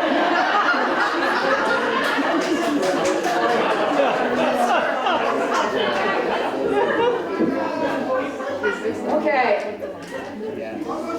Sometimes I wish I had the control over this one. Okay, so just a minute. All right, so it has been moved and seconded to defer the vote on Article 17 as a block. 27. 27, thank you. To a time certain and to be set later and warned as a separate meeting. Right?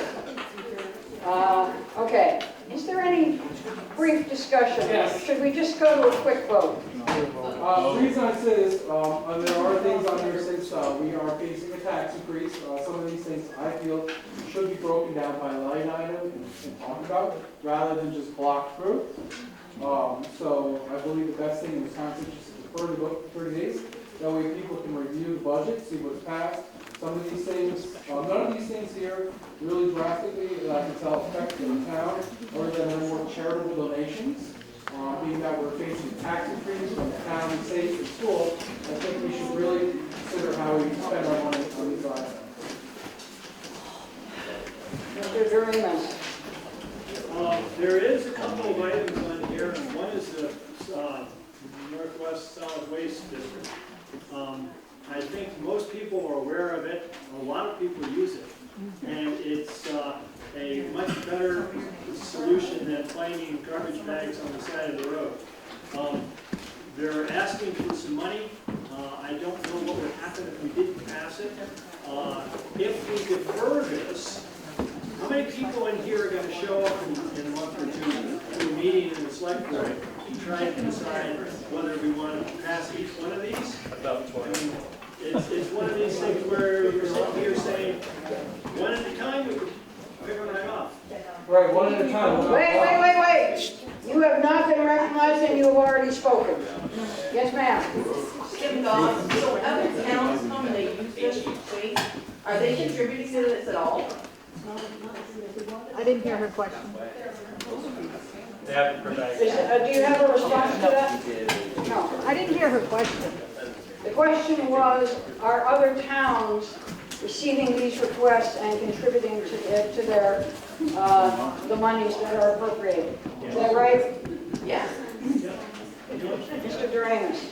I am sort of taking Melissa Dion's place for the solid waste district. The solid waste district does actually make a little bit of money off of the refuge that we get. There is the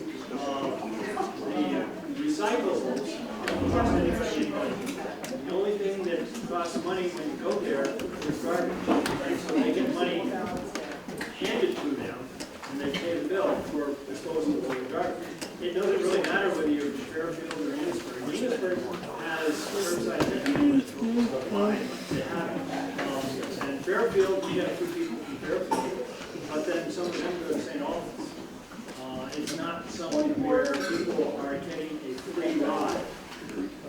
So it's not their Yeah, Nicola Cribb, I'd just like to be really clear on this. These are not charitable donations. There are some really valuable services that our town gets for, I think, all of these. So just to be clear, there's value to this. It's not a charitable donation for any of these. Mr. Doss. I feel like we're already discussing these, so can we move the vote? Yeah, well, the question at hand is a motion to defer the vote on this for 30 days. Did you, Ms. Dawn, did you have? I'm just saying that we can't discuss any of these. Right. Because there's a motion on the floor. Right. Then the article. We don't have any discussion of any of these. That's exactly what I want to say. Okay, great, thank you. I'm so glad to have such support and help in figuring all this stuff out. I'd like to call the question. You may. You don't even have to withdraw that. Because we're gonna go right to the vote now. Let's do it. All right. The motion on the floor is to defer voting on Article 27 as a block. Wait, to defer voting as a block for 30 days. If you support that notion, please signify by saying aye. Aye. If you oppose the notion, signify by saying no. No! I had a feeling. All right, that motion is voted down. So now we're back to shall the town appropriate the following sums of money with all these as a block. Right. That was the, all in favor? Aye. All opposed? No. Okay, I believe the ayes have it, and the ayes do have it, and we are voting as a block. Oh, wait a minute, right. We were supposed to do 2/3, because we had to suspend the rules to do that, right? Right. We did that, okay. I'm sorry. Pretty sure you just voted it in. Sorry, The motion was voted on.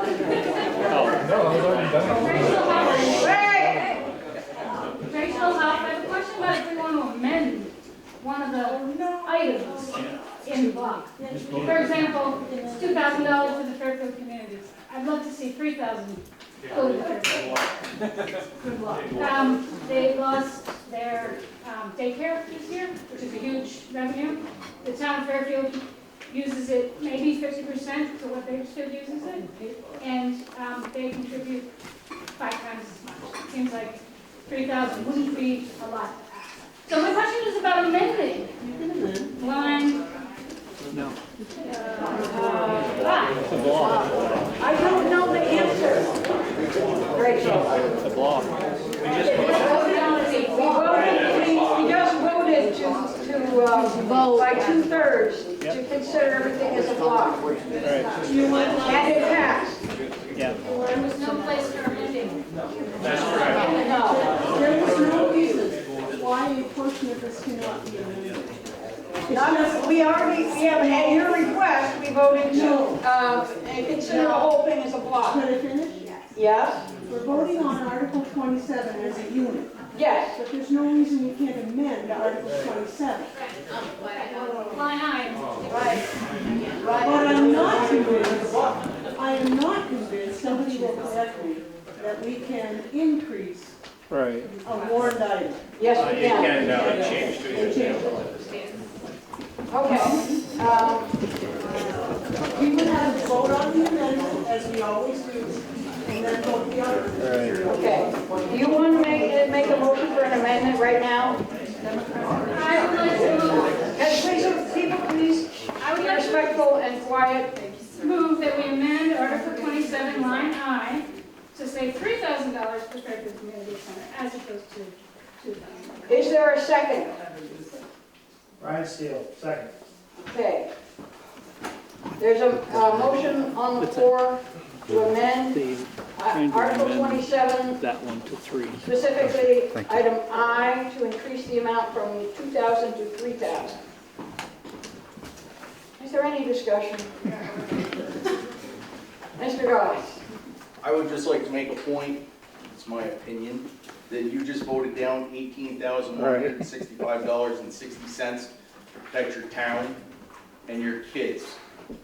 But you are willing to blindly give away $12,000 to people that don't necessarily affect your town.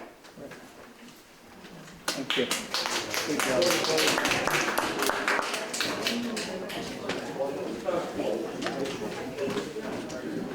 Just in quick response to that, I would say that while issuing speeding tickets will slow cars down, also investing in our community in ways like the community center, the historical society, all these things put our town on the map that people are going to slow down. And then it's does contribute to the town. Have a seat. Mr. Irwin? Yeah, I think the reason behind the motion to vote this as a block is that all of these items, A through L, with some minor exceptions, I believe, if you look at the historical record, have all been at these values or very close to these values for up to a decade. So it's not making a decision about the sum of these, which you quoted as $12,000, being tossed away because they're not useful. I think that the motion is because people in this town have recognized for more than a decade that all of these things are useful, and for that reason they should be voted on affirmatively as a block.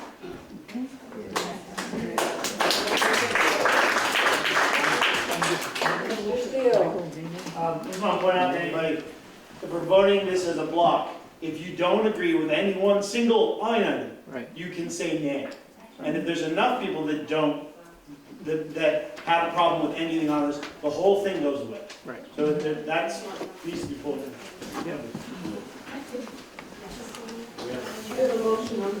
Yes, there is a motion on the floor, and it is to amend item I from 2,000 to 3,000. That is the subject of any further discussion.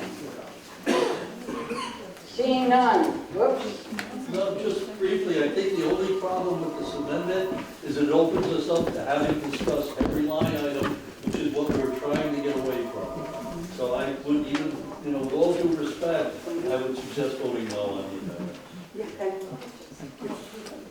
Any other discussion? Why can't we Yes. just quickly announce each one? Could you stand up, please? Why can't we just quickly go through the list and vote quick? Each one of these serves our little community. That would mean reconsideration of the motion that passed to vote as a block. So unless you want to make that, which means a whole other process. Well, I think they're all good things. Whatever way. Any other discussion on the amended amount for item I? Seeing none. If you want to support increasing the amount for the Fairfield Community Center from 2,000 to 3,000, signify by saying aye. Aye. If you do not wish to increase the amount, signify by saying no. No. I believe the amendment has been voted down. The nays have it. Okay. We're going back to the original article voted as a block. Article 27. Shall the town appropriate the following sums of money? A through L as a block. Mr. Doremus. So we're in discussion now. We're in discussion. No? We're voting on it. No. Well, we're going to be voting on all of the amounts As a block. as a block. And we're in discussion right now. I think that, as been pointed out more than once, the total sum of these has been voted before, and I don't see any reason why it shouldn't be voted again. Each and every one of these is very valid, and it's not a gift or some kind of charity. And so I think, as a block, it would be a very valid, and it may be some. Okay, Mr. Irwin? Given that we're attempting to vote on these as a block, as your representative to the Northwest Regional Planning Commission, I would direct your attention to page 38 of the annual report, where it describes what the Northwest Regional Planning Commission does, and for a very small dollar figure, specifically as listed in this article of $1,507, the Northwest Regional Planning Commission provides an incredible number of services in lieu of having county government.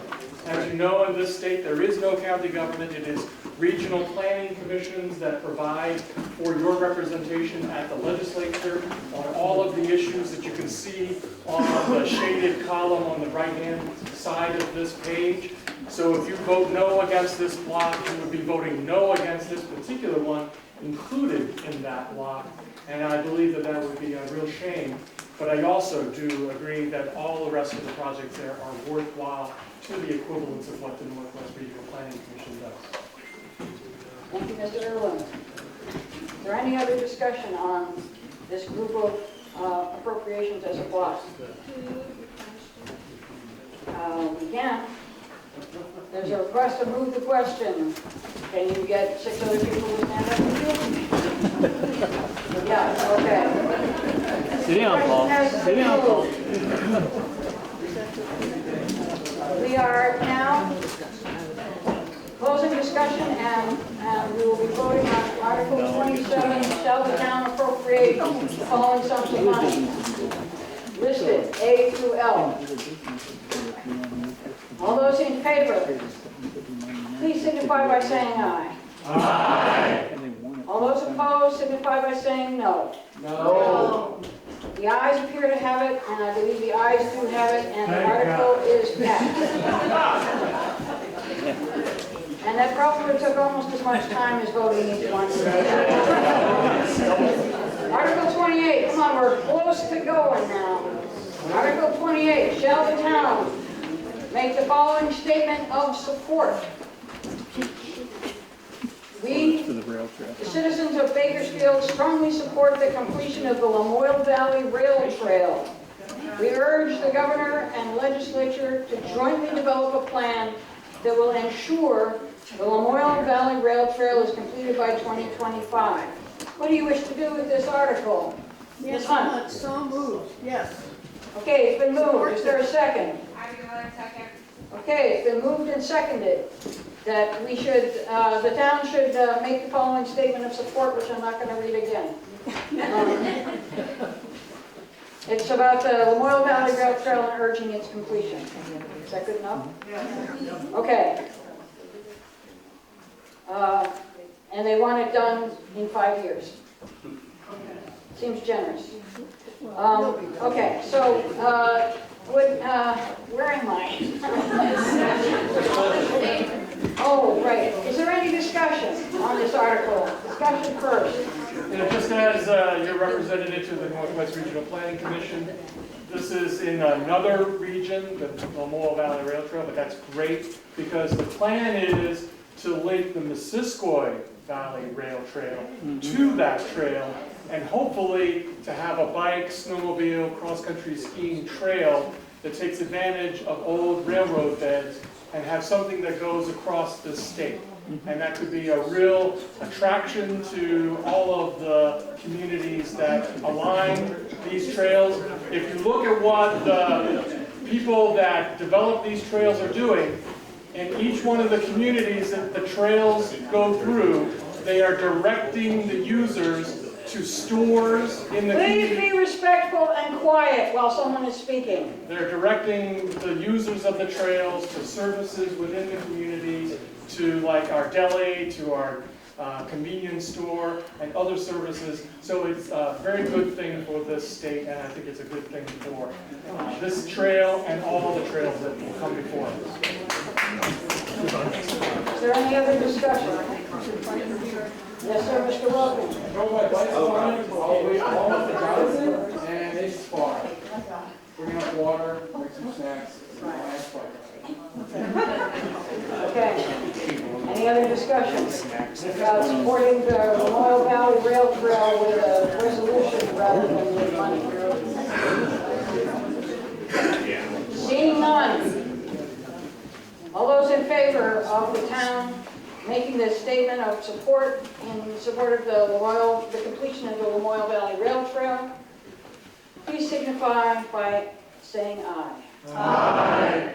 Any opposed? Say no. Okay, it passes. The ayes have it, and it passes. Article 29. I think I'll worry when we get to 30, you know? Article 29, to do any other business that can properly be transacted at this time. Now, I will want to say a word about that.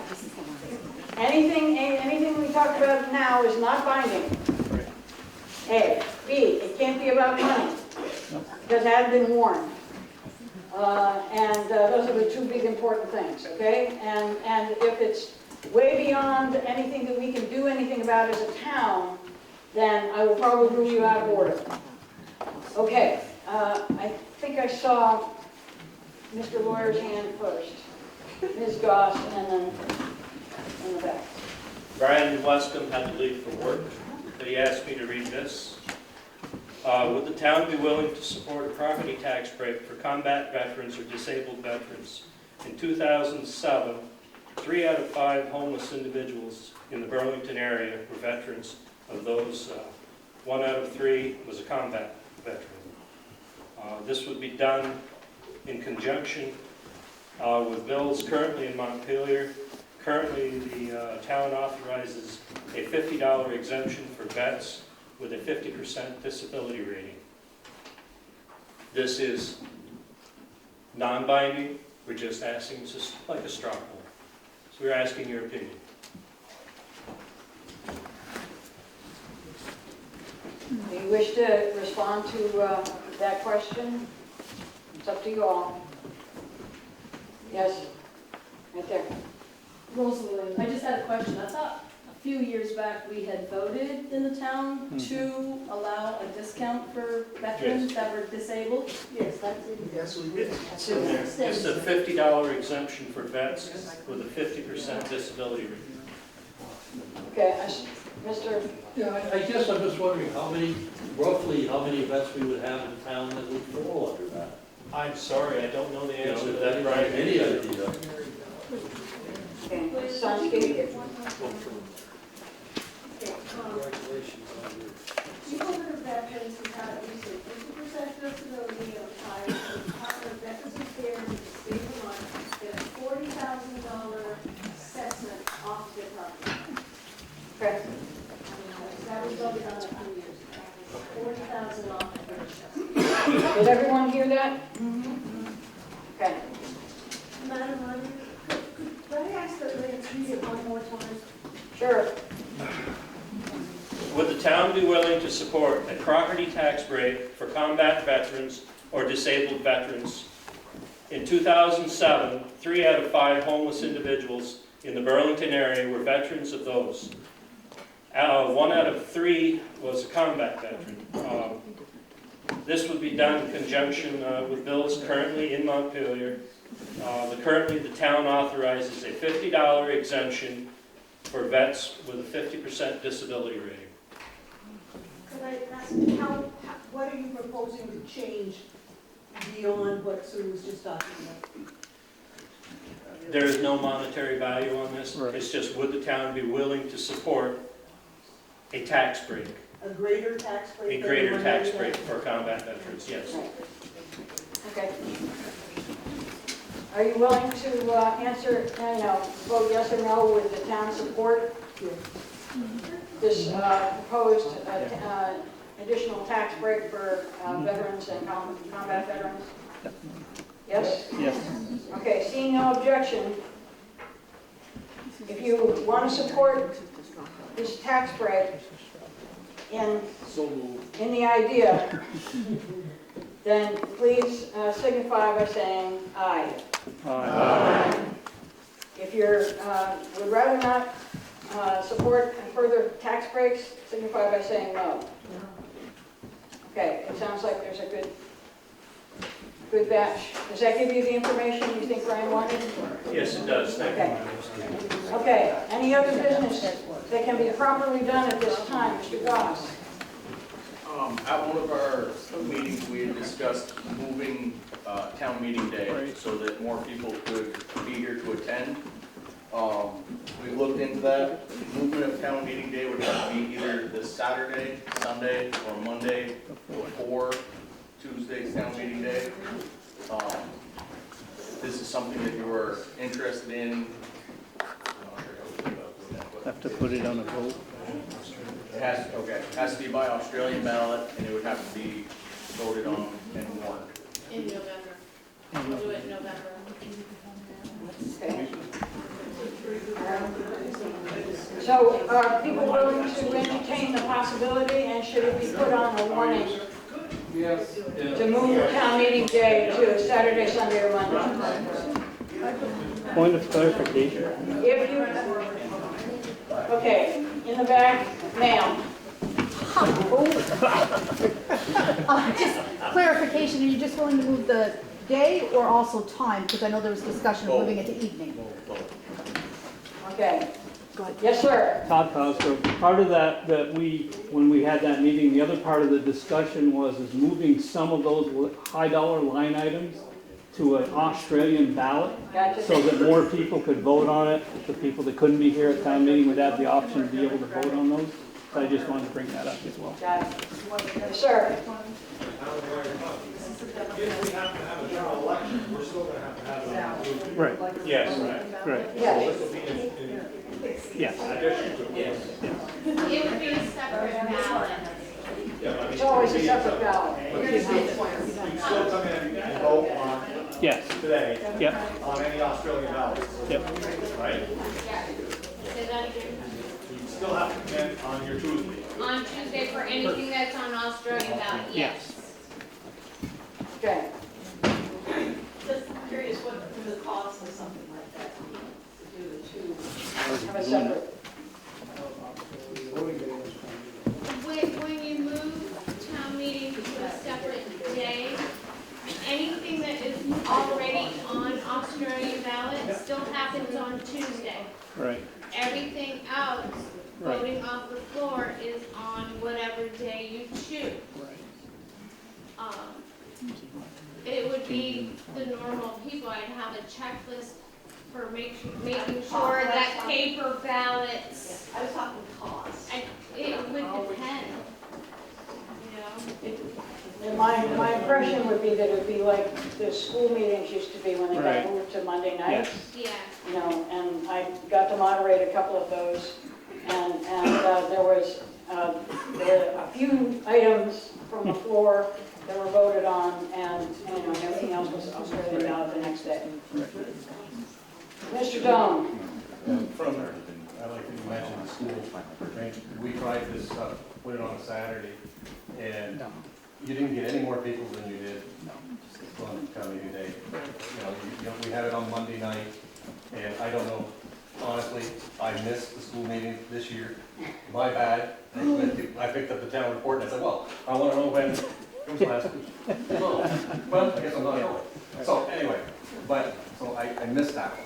But you don't get more people at night than you do during the day. You may get a different crowd, but you don't get more. Not in Bakersfield, I'm just saying. If you're looking for more input, you're not going to get it. Abby Miller, also just keep in mind, I know there was discussion about putting a lot of, like, say, the road items to Australian ballot, and I think Alan pointed it out at the informational meeting. You lose the opportunity for discussion. If you put all of our budget items to Australian ballot, you lose basically the open floor discussions that we've been having today, which I think is very valuable to everyone.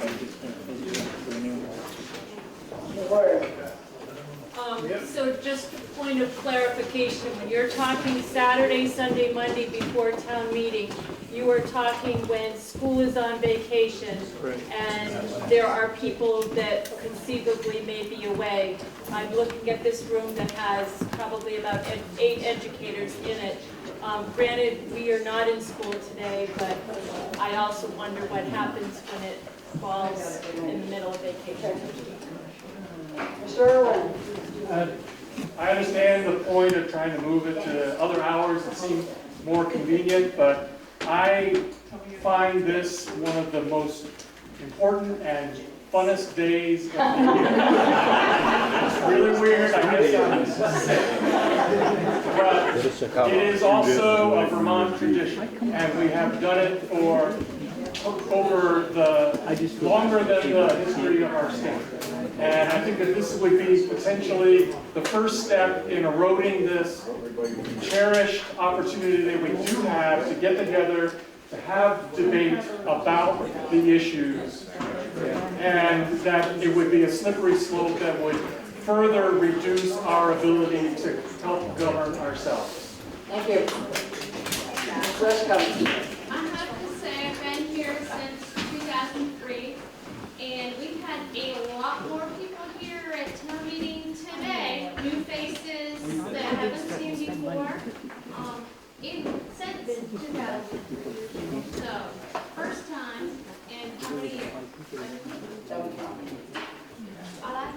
Mr. Gates? I'd just like to bring up that there was a lot of people at the informational meeting that cannot come today because they have to work. Right. So if we were able to have this on an evening before that, those people are going to be able to come as well as all the people that are here today. Ms. Doe? You can say that. But people please keep the noise down. One of the things that happened when we went to school meeting to the evening was that older people were not able to be there. A lot of people who couldn't go out, get home from work on time. There are a lot of older people who just don't go out at night, especially if it's storming so clean. If I have a chance to express an opinion, move it to Saturday during the day. People aren't working, but it's during the day, people can be. Okay, so can we have a show of hands? Rather than a specific vote. Wait. You know what? I'm going to throw a cough drop at you.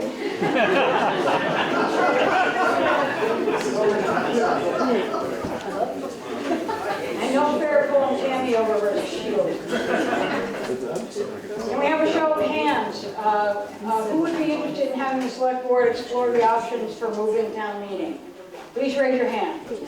Just to explore. Okay, I'm not counting, we're just letting the select board have a gander at what's going on. Okay, all the folks that, it's not binding, all the folks that would want to keep it the way it is, put your hands up. Okay, all right. Does that give you the information you wanted, Mr. Goss? I don't know what they're voting on, that's just... Okay. Is there any other business that can be properly done? Now, Mr. Gates, did you want to bring up the... Okay, so what would need, the selectmen would need to do is they would need to approach the state and request having a four-way stop put in up here to the four corners. Right. You have a two-way stop now, you put in a four-way stop, whether they would go to the extremes of what they did in Fairfield with a flashing light or not, I don't know. But that's one of the ways you're going to stop the traffic that comes flying through town. I mean, I was on the rescue squad many years ago, and I've seen cars come flying up through and get T-boned right there at the four corners. So if we have a four-way stop there, that's going to slow your traffic down, especially in front of the school zone, because they've got to come to a stop before they get there, and they've got to start speeding up as they go down through. Good point. I can't remember if that was part of the study or not. I don't know if it is or not. I gotta look it up. Gary did. What we heard about 8 years ago, we asked for a four-way stop down here, and all we got was a blinking light coming off of 36, and we didn't have enough accidents on the intersection, and they denied us the four-way stop. I don't think it's changed since then, but I know they wouldn't let us have a light or a four-way stop up there. They didn't have a blinking light down on 36. Well, you've got a project coming through. Mr. Snyder, could you wait and be recognized, please? You have a project coming into this town, okay? Now would be the time to try to request it. Okay, Mr. Snyder, did you have something to comment? Starsky. Mr. Starsky, did you have something you wanted to comment? Okay, thank you. All right.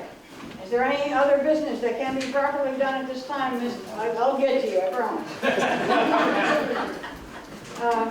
Mark, during this, I'll be behind. Yes. Thanks, Mark. Stephanie Costin. I just have something I hope the town will consider. Every year for town meeting, there's always somebody that asks what each of the town positions does. Yes. What the responsibilities are, what the definition of the position is. I personally would find it super helpful if the job descriptions, thank you, Lynn, if those were posted on the Bakersfield website, and if possible, even put in the town report so that people who are actively here, maybe possibly considering volunteering if there are any, would have an opportunity to review that while we're seeking nominations. I'll put it on the website, it's 88 pages, that would be added to our town report. That's perfect, thank you. Okay, all right. Mr. Doremus, did you, As a new member of the Northwest Solid Waste, because of the construction that's going to go through the middle of Bakersfield, where the recycling center is now, it's going to be moved. And it's because that the town is looking for various places, and we have decided that we could find some temporary, at least, room down next to the town shed. So and it probably won't happen as the select board pointed out, until the end of the summer or possibly next year. But if you're an advocate of recycling, or even if you're not, the recycling will be moved down alongside the town shed. So it's just a point of interest. thank you, Mr. Doremus. Mr. Wilkins. How's it going, again? So Lance brought up communication about meetings and rounds. I just want to put this out there for the town to consider maybe having a permanent sign at the four-way over here on the corner. I know Bakersfield has one at their four corner with a blinking light, a nice rusty maple leaf, and a couple, decorations out there for information on the meetings are. Maybe we can add into the budget maybe for next year to get something put out there so when there are meetings, informational meetings, people will show up because they know when they're happening. They're on the town website. I understand that, but when people drive past it every day, not everybody looks at the website, honestly, but if you have something there, or if you want to have your taxes that are done, your water bill, your dog leashes, there's a permanent sign for communication for people in the town. Okay. Thank you, Jeremy. Any other items that can be properly transacted at this time? Robert Willie, I just wanted to say, I'm a member of the fire department. You'll see in our report that's in the town report, 911 signs have come a long way. We are seeing you guys purchasing these signs and getting them up, and we really appreciate it. If you need one, let us know. They're $10 a piece for a donation to the fire department. We can make them up for you and get those posted. As well, the fire department just started a smoke detector program that we're going to be rolling out here in the next, hopefully the next month or so. We've got a small grant to be able to purchase some smoke detectors for individuals who don't have them or aren't able to get them. Again, if you let the fire department know, we will get you the proper forms and stuff, and we can make appointments to come in and do the installations for those smoke detectors. And lastly, the CPR program, as was warned in the meeting last year, is up and going. So if anybody needs CPR AED classes, the fire department is offering those as well. So we have a Facebook page or the town Facebook page or whatever. Let us know somehow, and we will make sure to meet the needs of the community to be able to offer those classes. I'm going to take a point of personal privilege and say to everyone who's still here and everyone who came this morning, thank you. Thank you all for caring this much about your community and participating in weaving our lives together so that they work for all of us. I appreciate it. I'm so glad to be here. I've been here now for 34 years. So, there you go.